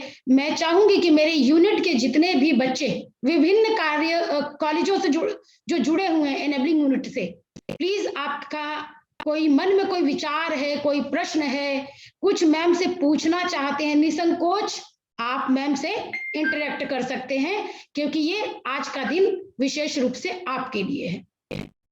Hello ma'am, good afternoon. मैं पुष्पेंद्र पाल, मैंने हालांकि हैंड रेज भी किया था, तो जी। मैं क्या अपना प्रश्न पूछ सकता हूँ अभी? जी पूछिए पुष्पेंद्र जी। यस मैम, जैसा कि कहा था मैम ने कि हम एक तो रचनात्मक लेखन है वो ठीक है, ये मैं मतलब कि मेरा मैम एक विचार है, ये हो सकता है कि गलत हो जी कि रचनात्मक लेखन हम अपितु साहित्य में ही नहीं, हम कहीं भी यदि आंसर लिखते हैं तो उसमें भी वो झलक आ जाती है कि इस व्यक्ति की लेखन शैली कैसी है ना। लेकिन मैम मेरी जो असली समस्या जो मुझे लगती है मेरे में ये है कि जैसा मैं बोल पाता हूँ, लेकिन जब लिखने बैठता हूँ तो बोलते समय तो सही मतलब कि सही पैराग्राफ में या किसी भी कंटेंट में सही शब्द का चयन कर लेता हूँ, लेकिन लिखते समय कंफ्यूज हो जाता हूँ। तो इसके लिए मैम मैं इस समस्या से कैसे एक तो निजात पा सकता हूँ, आप मुझे थोड़ा प्लीज हेल्प मी बताइए थोड़ा ये। पुष्पेंद्र जी, सबसे पहले तो आपके सवाल के लिए आपका स्वागत है, क्योंकि जब बच्चे सवाल करते हैं तो मैं बहुत उत्साहित होती हूँ जवाब देने के लिए। दरअसल यह जो रचनात्मकता है, जो मैंने पहले ही कहा, हम सबके भीतर है। तो आपकी जो समस्या है ना, वो ज्यादा बड़ी समस्या नहीं है, क्योंकि आमतौर पर लिखते समय व्यक्ति ज्यादा कंफ्यूज नहीं होता है, बोलते समय ज्यादा कंफ्यूज होता है। क्योंकि क्या होता है कि लिखते समय आप बहुत तसल्ली से बैठकर लिखते हैं और सोच पाते हैं, जबकि बोलते समय अच्छे विद्वान लोग भी बहुत बार बोलते समय थोड़ा सा नर्वस हो जाते हैं, या उनको लगता है कि शब्द चयन मेरा उपयुक्त नहीं हुआ, या उच्चारण को लेकर वो थोड़ा सा ना झिझकते हैं कि कहीं मेरा उच्चारण ना खराब हो जाए। तो आपकी जो समस्या है वो वास्तव में समस्या है ही नहीं। आपको लिखते समय इसलिए शब्दों की समस्या आ रही है क्योंकि आप में एक अच्छे लेखक बनने की अधिक संभावना है।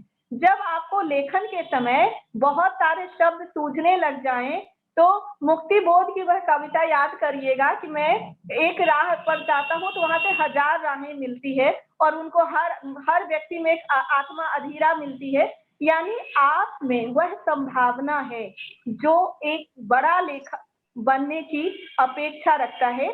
तो आप जब लिखते समय कंफ्यूज होते हैं तो आप क्या करिए कि उन सभी शब्दों का आप प्रयोग कीजिए और फिर आप देखिए कि जिस अनुभूति को आप व्यक्त करना चाहते हैं वो किस शब्द से ज्यादा भली भांति व्यक्त हो पाता है।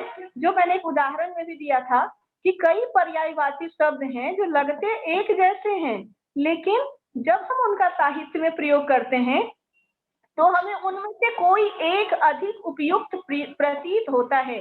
मान लीजिए कि आप नीर का प्रयोग करेंगे या पानी का करेंगे या जल का करेंगे, ये आपकी अनुभूति के ऊपर निर्भर करेगा। इसीलिए जो आप यदि अच्छा बोल पाते हैं तो इसके लिए मैं आपको बधाई देना चाहती हूँ। आप अच्छा लिख भी पाएंगे और मैं हर छात्र को ये कहती हूँ कि मुझसे जो छात्र एक बार जुड़ जाता है वो जीवन पर्यंत जुड़ जाता है। तो आप जब कुछ लिखते हैं और कंफ्यूजन होता है तो आप मुझसे विचार विमर्श कर सकते हैं। आप अपना लेखन मुझे मेल कर सकते हैं और मेरे साथ आप राय विमर्श कर सकते हैं कि मैम इसको कौन सा शब्द दूं या कैसा वाक्य बनाऊं कि ये ज्यादा उपयुक्त लग सके।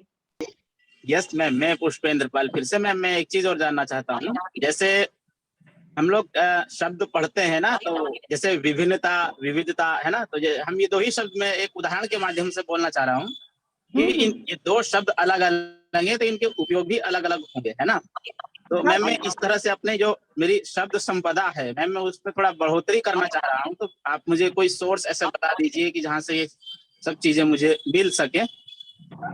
देखिए, हम लोगों को सबसे ज्यादा पढ़ना चाहिए। जब आप बहुत अच्छा आपका एक पॉइंट था कि जब हम उत्तर लिखते हैं तो वहां भी हमारी रचनात्मकता होती है। ये बिल्कुल सच बात है, क्योंकि मैं तो कहती हूँ जब हम बातचीत करते हैं तब भी हमारी रचनात्मकता उसमें उतर रही होती है।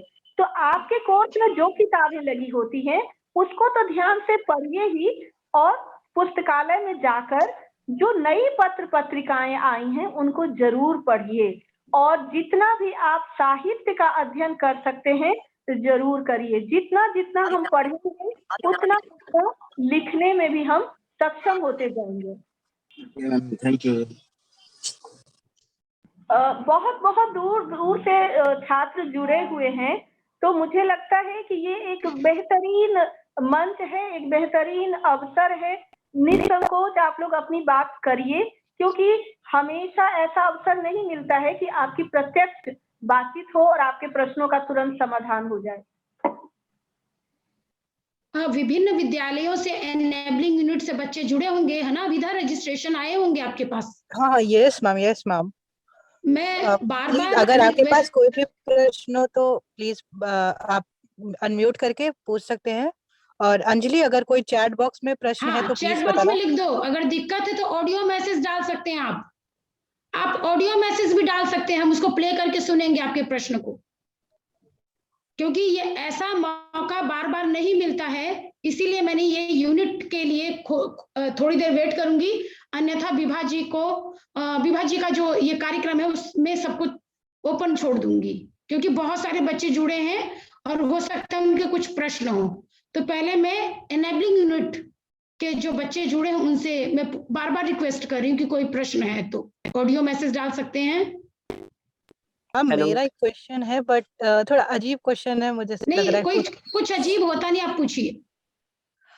मैम एक्चुअली मुझे कई बार लगता है कि मुझे मेरे जो विचार है मुझे उन्हें लिखना चाहिए, और मैं लिखती भी हूँ, स्टार्ट करती हूँ, फिर उसके बाद लेकिन जैसे जैसे वो एंड के पास पहुंचता है या करीब होता है मुझे लगता है इसको बंद करो, अब नहीं लिखना। तो इस समस्या ये मेरे साथ बहुत बार होता है, तो इसको कैसे मैं इम्प्रूव करूँ? सबसे पहले अपना नाम बताइए। मैम अविधा। अच्छा, अविधा का ही सवाल है। yes, देखो क्या होता है ना कि हम लोग जब भी कुछ लिखते हैं तो हमारे भीतर एक संकोच होता है, और यह संकोच ही हमें अपने लेखन को सबके सामने लाने से रोकता है।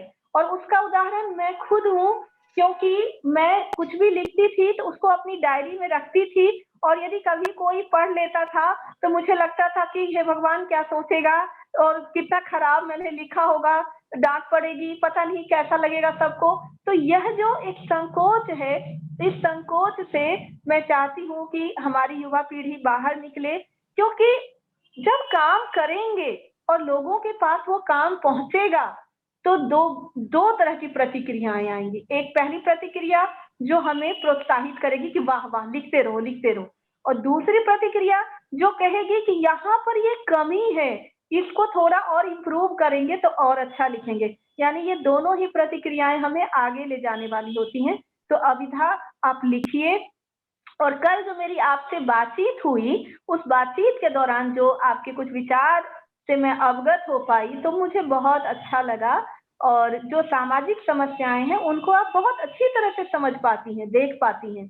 तो मुझे पूरा विश्वास है कि उसको आप लिख भी सकती हैं और आपकी रचनात्मकता वहां पर जरूर उभर कर आएगी। तो आप जो भी लिखते हैं उसको आप पत्र पत्रिकाओं में भेजिए, और यदि आपके मन में कोई संकोच है तो मेरे साथ आप विचार विमर्श कर सकते हैं। Thank you ma'am. Good afternoon ma'am, मैं दीपिका। मेरा क्वेश्चन बहुत ही रेलेवेंट है अविदा दीदी से। जब भी मैं कुछ पोएम वगैरह या स्टोरी कुछ भी लिखती हूँ तो मैं एंडिंग बहुत जल्दी लिख पाती हूँ और सारी लाइंस लिख पाती हूँ, बट स्टार्टिंग करने में और उसको टाइटल देने में बहुत ही प्रॉब्लम होती है। तो इसका कोई सल्यूशन? दीपिका, आपकी आवाज बहुत प्यारी है, बहुत अच्छा सवाल भी किया आपने। देखिए, आप कह रही हैं कि आप जो भी लिखते हैं ना उसके एंड पे आप जल्दी से पहुंच जाते हैं, ठीक है, और आपको शुरुआत करना कठिन लगता है और शीर्षक देना कठिन लगता है। अब देखिए, होता क्या है ना कि हम जो कहना चाह रहे होते हैं, ये हमारा स्वभाव है कि हम जो कहना चाह रहे होते हैं जल्दी से उसको कह देना चाहते हैं, इसीलिए आप अंत की ओर जल्दी जाना चाहती हैं। आप क्या करिए ना कि जहां आप कहानी को अंत करना चाहते हैं, आप वहां से भी कहानी को शुरू कर सकते हैं और कहानी को आप फ्लैशबैक में भी ले जा सकते हैं। कहानी की बहुत सारी शैलियां होती हैं, जैसे कि यदि आपने शेखर एक जीवनी पढ़ा हो तो आप वहां से भी इस चीज को देख सकते हैं। तो आप अंत और शुरू और शीर्षक की बिल्कुल परवाह मत कीजिए। आप जो कहना चाहते हैं उसको कागज पर उतारिए, और हो सकता है कि पहले ड्राफ्ट में नहीं तो दूसरे तीसरे ड्राफ्ट में शीर्षक भी सुंदर बनकर आ जाएगा, और आरंभ से लेकर अंत तक रचना भी बहुत ही सुनियोजित और सुव्यवस्थित हो जाएगी। और मेरी शुभकामनाएं हैं, लिखते रहिए। Thank you ma'am. Ma'am good afternoon. Rameshwari, ma'am मैं रामेश्वरी बात कर रही हूँ, आई इंद्रप्रस्थ महिला विश्वविद्यालय की छात्रा। जी रामेश्वरी, मैंने कल भी सुना था आपको। बोलिए बच्चे, प्रश्न करिए। मैम मेरा प्रश्न ये है कि जैसे मेरे मन में बहुत कुछ लिखने का विचार आता है और जो लिखना होता है वो मेरे मन में होता है, लेकिन जब मैं उसे लिखने बैठती हूँ तो उसमें मैं बीच में डगमगा जाती हूँ कि अब मैं इसके आगे क्या लिखूं, मुझे कुछ समझ नहीं आता मैम। लेकिन मन में मेरे वो चीज जब तक मैं लिखूंगी नहीं तब तक वो मेरे मन में घूमती रहेगी कि मुझे इस चीज के बारे में लिखना है, मैं ऐसे ऐसे लिखूंगी, मैं दूसरों को भी बता दूंगी, लेकिन अपने लिए जब मैं लिखती हूँ तो मैं बीच में रुक जाती हूँ। ऐसा क्यों मैम? आपने पढ़ा होगा, करत करत अभ्यास के जड़मत होत सुजान, रसरी आवत जात से तिल पर पड़त निशान। पढ़ा है ना रामेश्वरी? बोलो बच्चे। Yes ma'am. हाँ, तो यह जो रचनात्मक लेखन है ना, यह भी एक सतत प्रक्रिया है। लिखते लिखते लिखते हमारी सारी समस्याओं का समाधान हो जाता है। आपको जो ये लग रहा है ना कि मैं बीच में रुक जाती हूँ और मुझे लगता है मैं आगे क्या लिखूं, तब आप क्या कीजिए, थोड़ा सा रुक जाइए और सोचिए कि आप वास्तव में क्या बताना चाह रही हैं।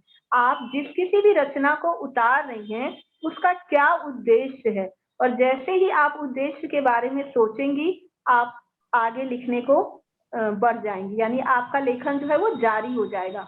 तो बाधाएं तो आती ही रहती हैं, और एक सच्चा साधक वही होता है जो बाधाओं को पार करके अपनी साधना को आगे बढ़ाए। तो यह रचनात्मक लेखन भी एक साधना है, एक दिन का काम नहीं है। रामेश्वरी, सबसे बड़ी बात कि आप ये जो कह रहे हो ना कि आपके मन में बहुत कुछ है, इट मीन्स कि आपके पास बहुत कुछ है और उसको लिखने, आप उसको कह नहीं पा रहे हो, आप कहो। आप शुरू करिए बेटा।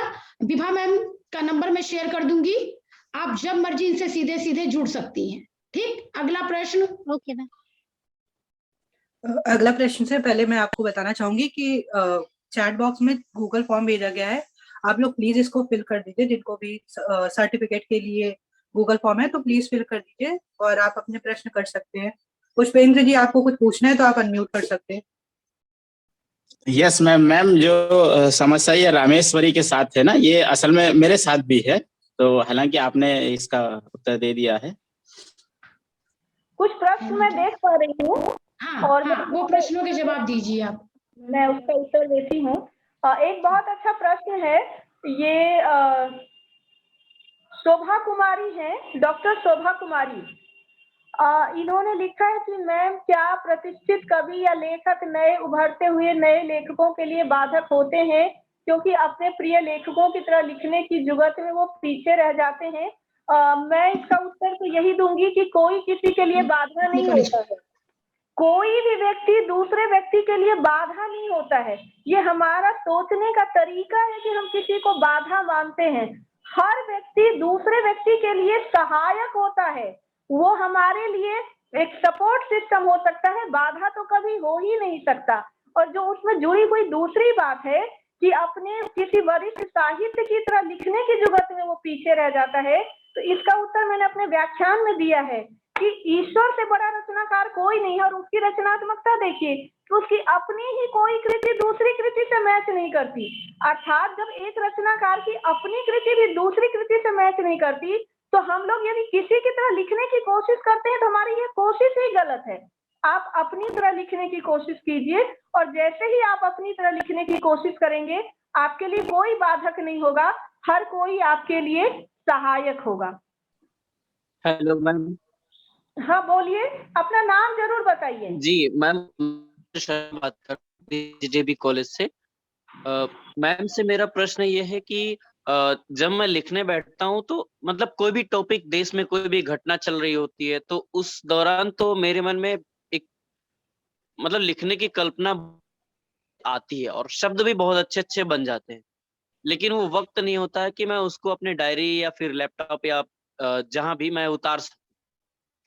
में तो बहुत अच्छा आइडिया आ जाता है कि हाँ मुझे ऐसे ऐसे लिखना है, लेकिन जब मैं लिखने बैठता हूँ तो सडनली गायब हो जाता। वो तो सबके साथ होना है, क्योंकि जब लिखने बैठेगा इंसान तो गायब हो जाएगा।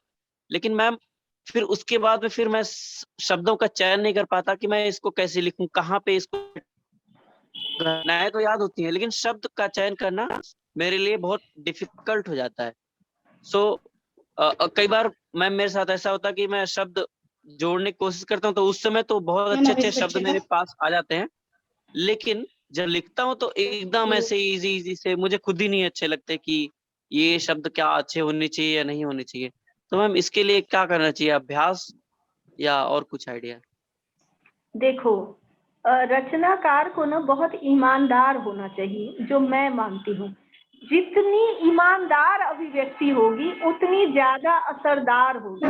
मान लीजिए कि आपको विरक्ति का भाव हो रहा है, तो आप विरक्ति का ही चित्रण करेंगे, है ना। यदि आपके मन में प्रेम का भाव है तो आप प्रेम का चित्रण करेंगे। यानी जितनी ईमानदारी से आप अपनी अनुभूति को रचना में लाएंगे, उतना ही ज्यादा आपका जो यह लेखन है वो सार्थक होगा। इसीलिए बहुत अच्छा लिखने की कोशिश में बच्चे क्या करते हैं कई बार कि अपनी अनुभूति को ही भुला देते हैं। आप अनुभूति को बयां करना चाहते हैं, उसको आप पूरी ईमानदारी से बयां कीजिए। और यदि आपको एक बार लिखने के बाद लगता है कि नहीं वो बात नहीं आ पाई जो मैं कहना चाह रहा हूँ, तो आप उसको दूसरी बार लिखिए, तीसरी बार लिखिए, और इसी तरह आप जो कहना चाहते हैं उसकी अभिव्यक्ति हो जाएगी। जी मैम, धन्यवाद। एक छात्रा ने लिखा है, और मैं बता देना चाहती हूँ कि यह छात्रा राजनगर से जुड़ी है, मेरे ही कॉलेज की छात्रा है। इसने लिखा है कि मैं जानना चाहती हूँ कि छोटी छोटी कविताओं के रूप में अपने मन के भावों को अपनी कविता में व्यक्त कर देती हूँ, तो क्या अपनी भावों को अपनी कविता में व्यक्त करना उचित है?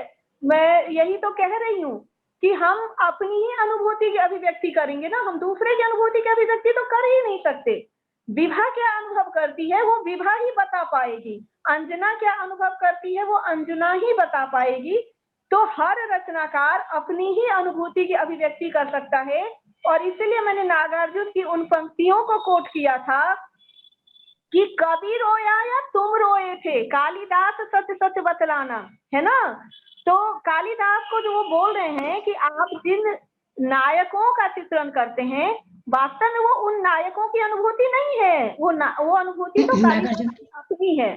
अब मैं ओपन फॉर ऑल छोड़ देती हूँ। जिस भी किसी सामान्य बच्चे का कोई प्रश्न है वो अब कर सकते हैं, क्योंकि अब उचित टाइम है जो ओपन फॉर ऑल कर देना चाहिए मुझे। विभा जी नमस्कार जी। आपका पूरा टॉक मैंने सुना और बहुत ही इंस्पिरेशनल टॉक था। मैं आपसे ये जानना चाह रही थी कि अगर कोई एक बच्चा जो कि टीनेजर है, बहुत अच्छा उसका बोलना है, डिबेटर है, सब कुछ बहुत अच्छा सोचता है, लेकिन लिखता नहीं है और आप चाहते हैं कि वो लिखे कुछ, तो उसको कैसे इंस्पिरेशन दी जा सकती है? बुक्स पढ़ते हैं वो बच्चा, काफी अच्छा सोच है उसकी, लिटरेचर के लिए बहुत रुचि है, लेकिन लिखने में इतनी रुचि नहीं है, तो उसको कैसे जागृत किया जा सकता है, ये जानते हुए कि अगर वो लिखेगी तो शायद बहुत अच्छा लिख पाएगी? मैम, आपके प्रश्न के लिए धन्यवाद। बहुत अच्छा प्रश्न आपने किया है और ये आज की समस्या है, ये आज का एक ज्वलंत प्रश्न है कि ये हम सब लोग देख रहे हैं कि जो थोड़ी पुरानी पीढ़ी थी वहाँ बच्चे लेखन में ज्यादा अभिव्यक्ति कर रहे थे और जो आज की पीढ़ी है वो वाचन में ज्यादा अपनी अभिव्यक्ति कर रहा है, लेखन से वो थोड़ा दूर हो रहा है। तो इसका बिल्कुल। एक तो कारण यह है कि आज हमारे पास डिवाइस बहुत सारे हो गए हैं, तो कागज और कलम लेकर लिखने की जो एक उनकी कोशिश थी वो अब कम हो रही है। और हम जो पुरानी पीढ़ी के लोग हैं वो लिखने का अर्थ आज भी कागज और कलम से ही लिखना समझ रहे हैं।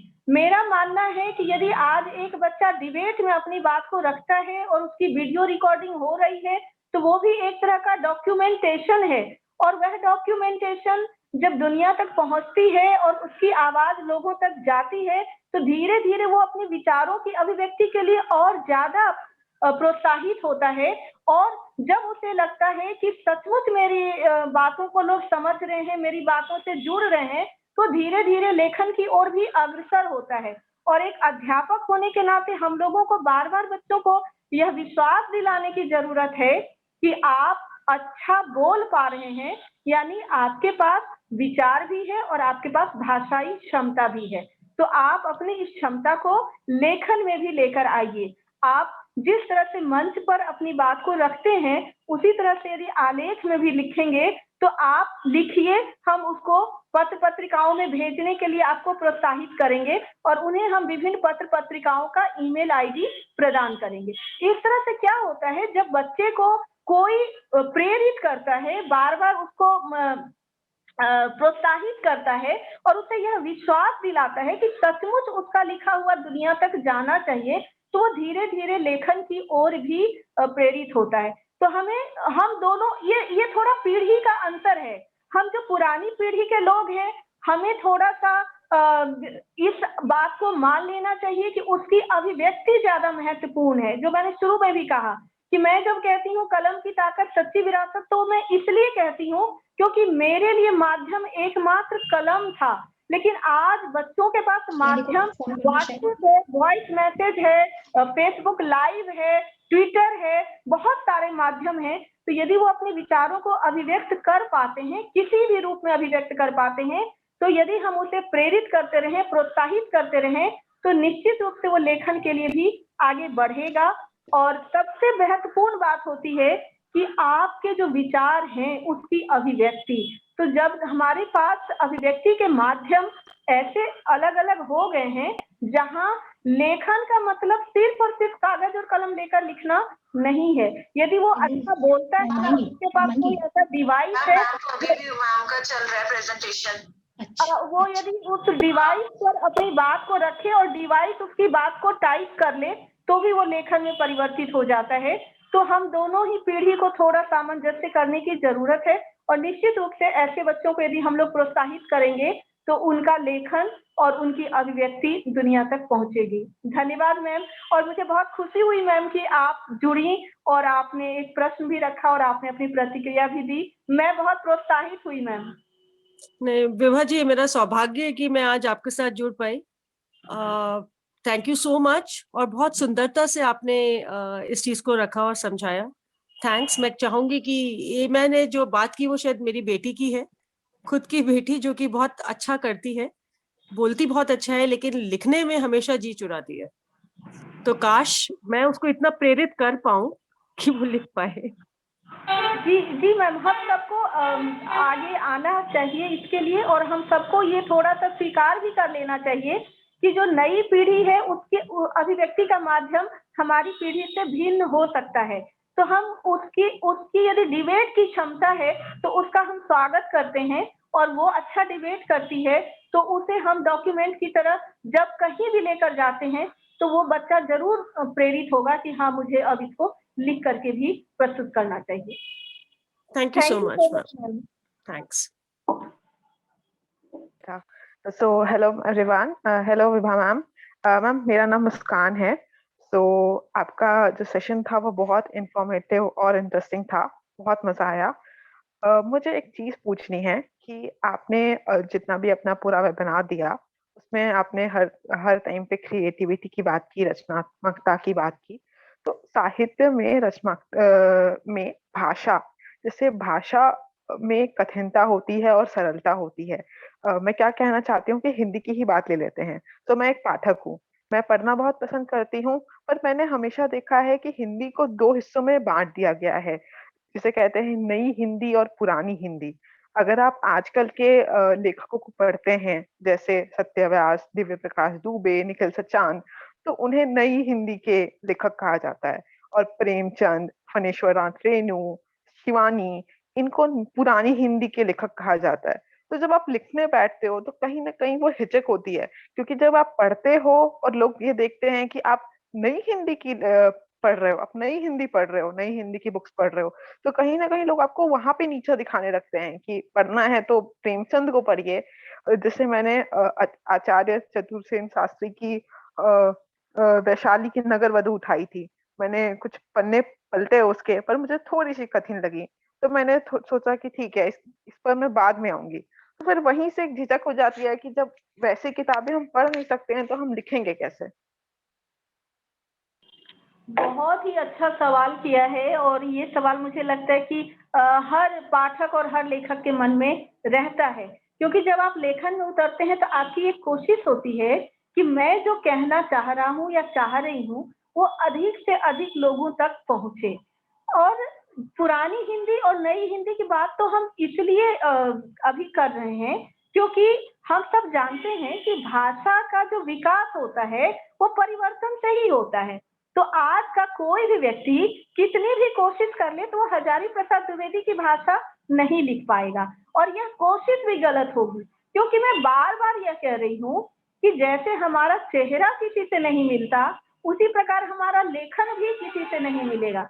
तो जो मेरी एक सहज सामान्य भाषा है, मेरी अभिव्यक्ति है, मैं उस भाषा को लेकर आगे बढ़ूं और वो पाठकों को बहुत पसंद आएगा। क्योंकि हर आप जब किसी रचना को पढ़ते हैं और यदि रचनाकार का नाम छुपा लिया जाता है तो भी आपको अंदाजा हो जाता है कि ये अच्छा उसकी रचना लग रही है। यानी भाषा का जो पुरानी हिंदी नई हिंदी रूप है यह तो है ही, हर व्यक्ति का भी अपना एक भाषाई अंदाज होता है, अपना एक भाषाई तेवर होता है। तो मुझे लगता है कि हर रचनाकार को अपने उसी अंदाज को जिंदा रखने की कोशिश करनी चाहिए, क्योंकि हमारी जो ओरिजिनलिटी होती है ना वो सबको अच्छी लगती है, ये मेरा मानना है। ओके मैम, मैं वीरेंद्र बात कर रहा हूँ अगेन। सो मेरा प्रश्न ये है मैम, जैसे आपने एक उदाहरण दिया कि अगर चाय हथेली पे टच करते हैं तो उसका एक अंदाज अलग होता है और उसको हम एल्बो पे अगर टच करते हैं तो वो अलग है। तो मैम क्या जैसे कुछ लोग कुछ साहित्यकार या फिर कुछ लोगों का कहना है कि सूरदास प्रकृति का चित्रण करते थे तो उन्हें मतलब कहीं ना कहीं दिखता था। तो मैम इस पे एक नॉलेजेबल मेरा क्वेश्चन है कि नॉलेज के लिए कि क्या मैम ये हकीकत है कि सपोज किसी को नहीं दिख रहा है तो वो प्रकृति की सौंदर्यता का चित्रण नहीं कर सकता, या फिर कर सकता है तो उसका अंदाज अलग हो सकता है? हाँ, बहुत ही सुंदर प्रश्न किया है। वीरेंद्र नाम है ना आपका? जी मैम, मेरा नाम वीरेंद्र। देखिए, होता क्या है ना कि बहुत सारी बातों का ना सामान्यीकरण कर दिया जाता है। हाँ, और ये सामान्यीकरण ही कंफ्यूजन क्रिएट करता है। हम लोग ऐसा मान लेते हैं कि जो देख नहीं सकता वो कैसे कल्पना करेगा, वो कैसे ये देखेगा, इस तरह की चीजें हम मानते हैं। लेकिन मैं आपको एक बात बताऊं कि जितने व्यक्ति देख पाते हैं वो भी हर व्यक्ति दूसरे व्यक्ति से अलग देख पाता है। इस बात को तो मानेंगे ना। और अंग्रेजी की एक कहावत भी है कि beauty lies in the eyes of the beholder. तो सूरदास ने जो प्रकृति का चित्रण किया है, अब सूरदास की यदि हम व्यक्तिगत रूप से सूरदास की बात करें तो वहां भी विद्वानों में मतभेद है। कुछ लोग कहते हैं कि वो जन्मांध थे और कुछ लोग कहते हैं कि वो बाद में नेत्रहीन हुए। ये एक बात है। लेकिन मैं दूसरी बात कह रही हूँ, मैं ये कहना चाह रही हूँ कि देखने वाले लोग भी एक ही वस्तु को या एक ही व्यक्ति को अलग देखते हैं। हो सकता है कि मैं प्रकृति को जैसा देख रही हूँ, मेरे साथ बैठा हुआ व्यक्ति उसे अलग देख रहा हो। तो इसीलिए किसी कवि के लिए यह कहना कि यह दृष्टिबाधित थे तो इन्होंने प्रकृति का चित्रण कैसे किया, ये एक तरह की असंवेदनशीलता है। हमें कवि के उस अनुभूति को समझना चाहिए जिस अनुभूति से उन्होंने प्रकृति का या किसी भी विषय का या किसी भी वस्तु का चित्रण किया। क्योंकि सारे इंटेलिजेंट लोग बैठे हुए इंद्रियों से हम जिन चीजों का अनुभव करते हैं उनको हम अभिव्यक्ति देने का सिर्फ और सिर्फ प्रयास करते हैं, इससे ज्यादा कोई रचनाकार। क्योंकि आप लोगों ने बहुत बार सुना होगा, कहा होगा कि आज मैं इतना खुश हूँ कि मैं बता नहीं सकता, आज इतना दुख हुआ कि बोला नहीं जा रहा है। ऐसा क्यों होता है? ऐसा इसलिए होता है कि अभिव्यक्ति की ना अपनी सीमाएं हैं। हमने कितना देखा, कैसा महसूस किया। और कविता में देखिए ना, हमारे पास दृश्य बिंब, श्रव्य बिंब, स्पर्श बिंब, घ्राण बिंब, कितने तरह के बिंब हैं और इसके बावजूद भी अभिव्यक्ति है कि पूरी हो ही नहीं पाती। तो इसीलिए सूरदास ने जो प्रकृति का चित्रण किया है उसे हम सबको सहजता से स्वीकार करना चाहिए, क्योंकि प्रकृति का अनुभव तो हर व्यक्ति अपने तरीके से करता है। और इसमें जो इंद्रियां है ना, इंद्रियों की ना एक क्षमता होती है और हर व्यक्ति की इंद्रिय की अलग अलग क्षमता होती है। जैसे मेरी एक कविता है, मैं कविता नहीं सुनाऊंगी, उस कविता का भाव ही यही है कि हम नजर का इलाज कर सकते हैं, नजरिया का इलाज नहीं कर सकते। तो जो नजर है वो सीधा सीधा बायोलॉजिकल मामला है और जो नजरिया है, क्षमा चाहती हूँ आवाज में बाधा के कारण, जो नजर है वो बायोलॉजिकल मामला है और जो नजरिया है वो थोड़ा सा सामाजिक और व्यक्तिगत मामला है। तो इसीलिए जब हम किसी रचना को पढ़ते हैं तो उस समय हम यह तय करते हैं कि अच्छा उसकी इंद्रियों की ये क्षमता थी, उसकी आर्थिक अवस्था ये थी, स्वास्थ्य की अवस्था ये थी। लेकिन एक रचनाकार की अनुभूति को हमें उस रूप में ही पहचानने की कोशिश करनी चाहिए जिस रूप में उन्होंने उसको रचना में उतारा है। Ma'am sorry to interrupt you ma'am, अगर आपकी कविता मुझे पढ़नी है तो मैं कैसे? मैं अपना ब्लॉग और अपनी किताबों का लिंक अविधा को दे दूंगी और जिस भी बच्चे की रुचि होगी वो अविधा से संपर्क करके वो ले सकते हैं। जी मैम, मैं ग्रुप में शेयर कर दूंगी, आप ग्रुप में ऐड होंगे ना, मैं ग्रुप में भी शेयर कर दूंगी जब मैम शेयर करती है, ठीक है? ओके ओके, थैंक यू जी वेलकम। और कोई प्रश्न करना चाहता है? Hi, so this is Muskaan again. मैं एक्चुअली एक चीज पूछ रही थी। कैमरा भी ना। So basically what I was asking is कि जो कंपटीशन है, hello can I go on? Yes तो ये जो कंपटीशन है ये प्लीज आप में से जिनका भी अनम्यूट, प्लीज अपने आप को म्यूट कर लें जो नहीं बोल रहे अभी। यस मुस्कान। क्या ये जो क्रिएटिव राइटिंग कंपटीशन है इसका कोई टॉपिक है? और सेकंड क्वेश्चन कि क्या इसमें जो एंट्रीज आएंगी वो हिंदी में ही आनी जरूरी है या फिर हिंदी और इंग्लिश मिक्स या फिर सिर्फ इंग्लिश में भी भेजी जा सकती है? इसका उत्तर मैं देती हूँ। मेरी आवाज आ रही है? विभा फिर से बोलो, ब्रेक हो गई थी थोड़ी सी आवाज। जो अभी 2 प्रश्न आए कि पहला प्रश्न तो ये है कि यह जो प्रतियोगिता है उसका विषय क्या है, यही ना? तो हाँ। विषय है मैं कौन हूँ, और विधा की स्वतंत्रता है। विधा आप कविता, कहानी, निबंध, नाटक कुछ भी ले सकते हैं, ठीक है, आत्मकथा भी।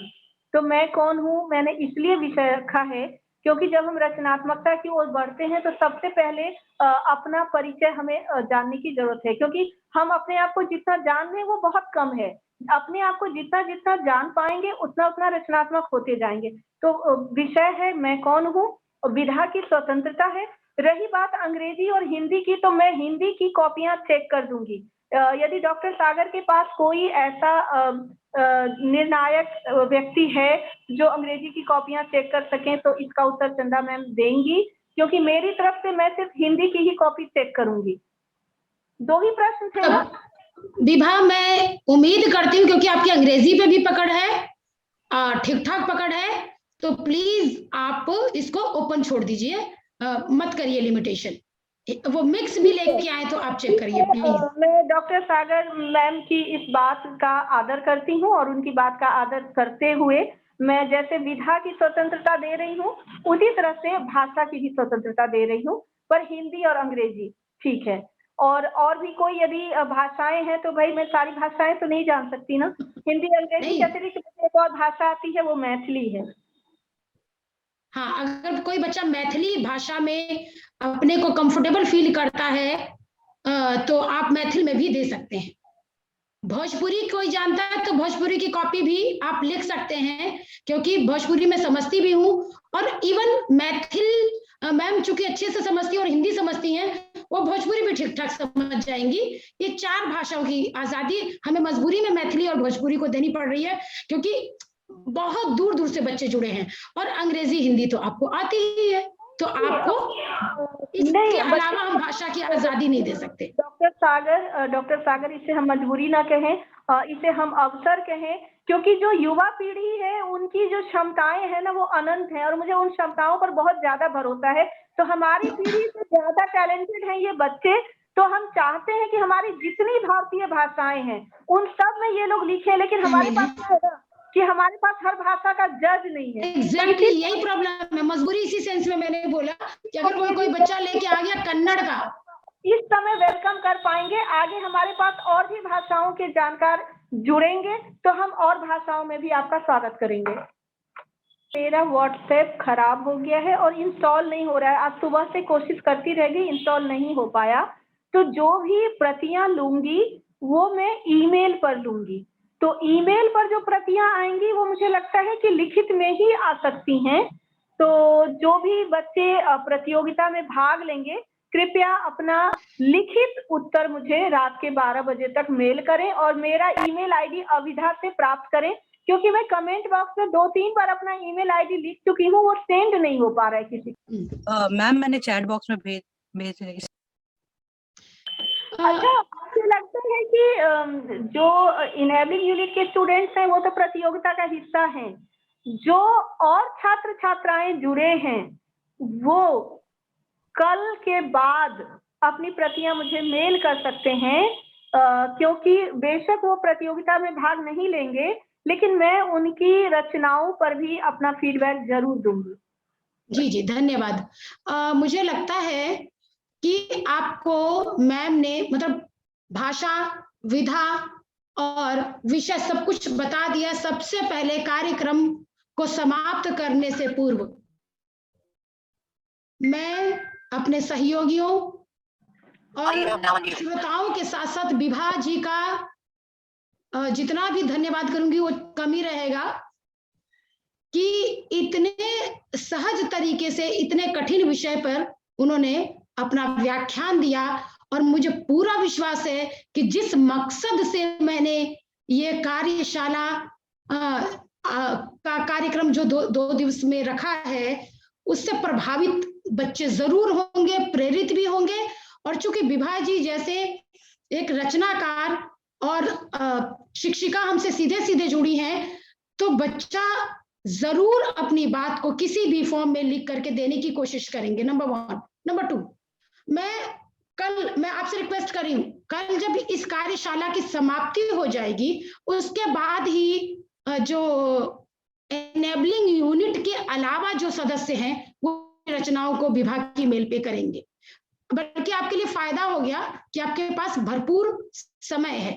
मैं अपनी बच्चियों से रिक्वेस्ट करूंगी कि बहुत बड़ा लिखने की जरूरत नहीं है, बहुत छोटा भी कहकर बहुत खूबसूरत अपनी बात को किसी भी फॉर्म में रख सकते हो।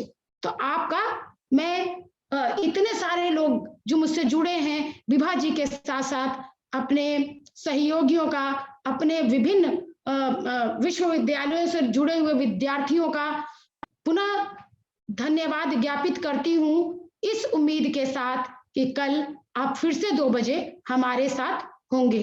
धन्यवाद।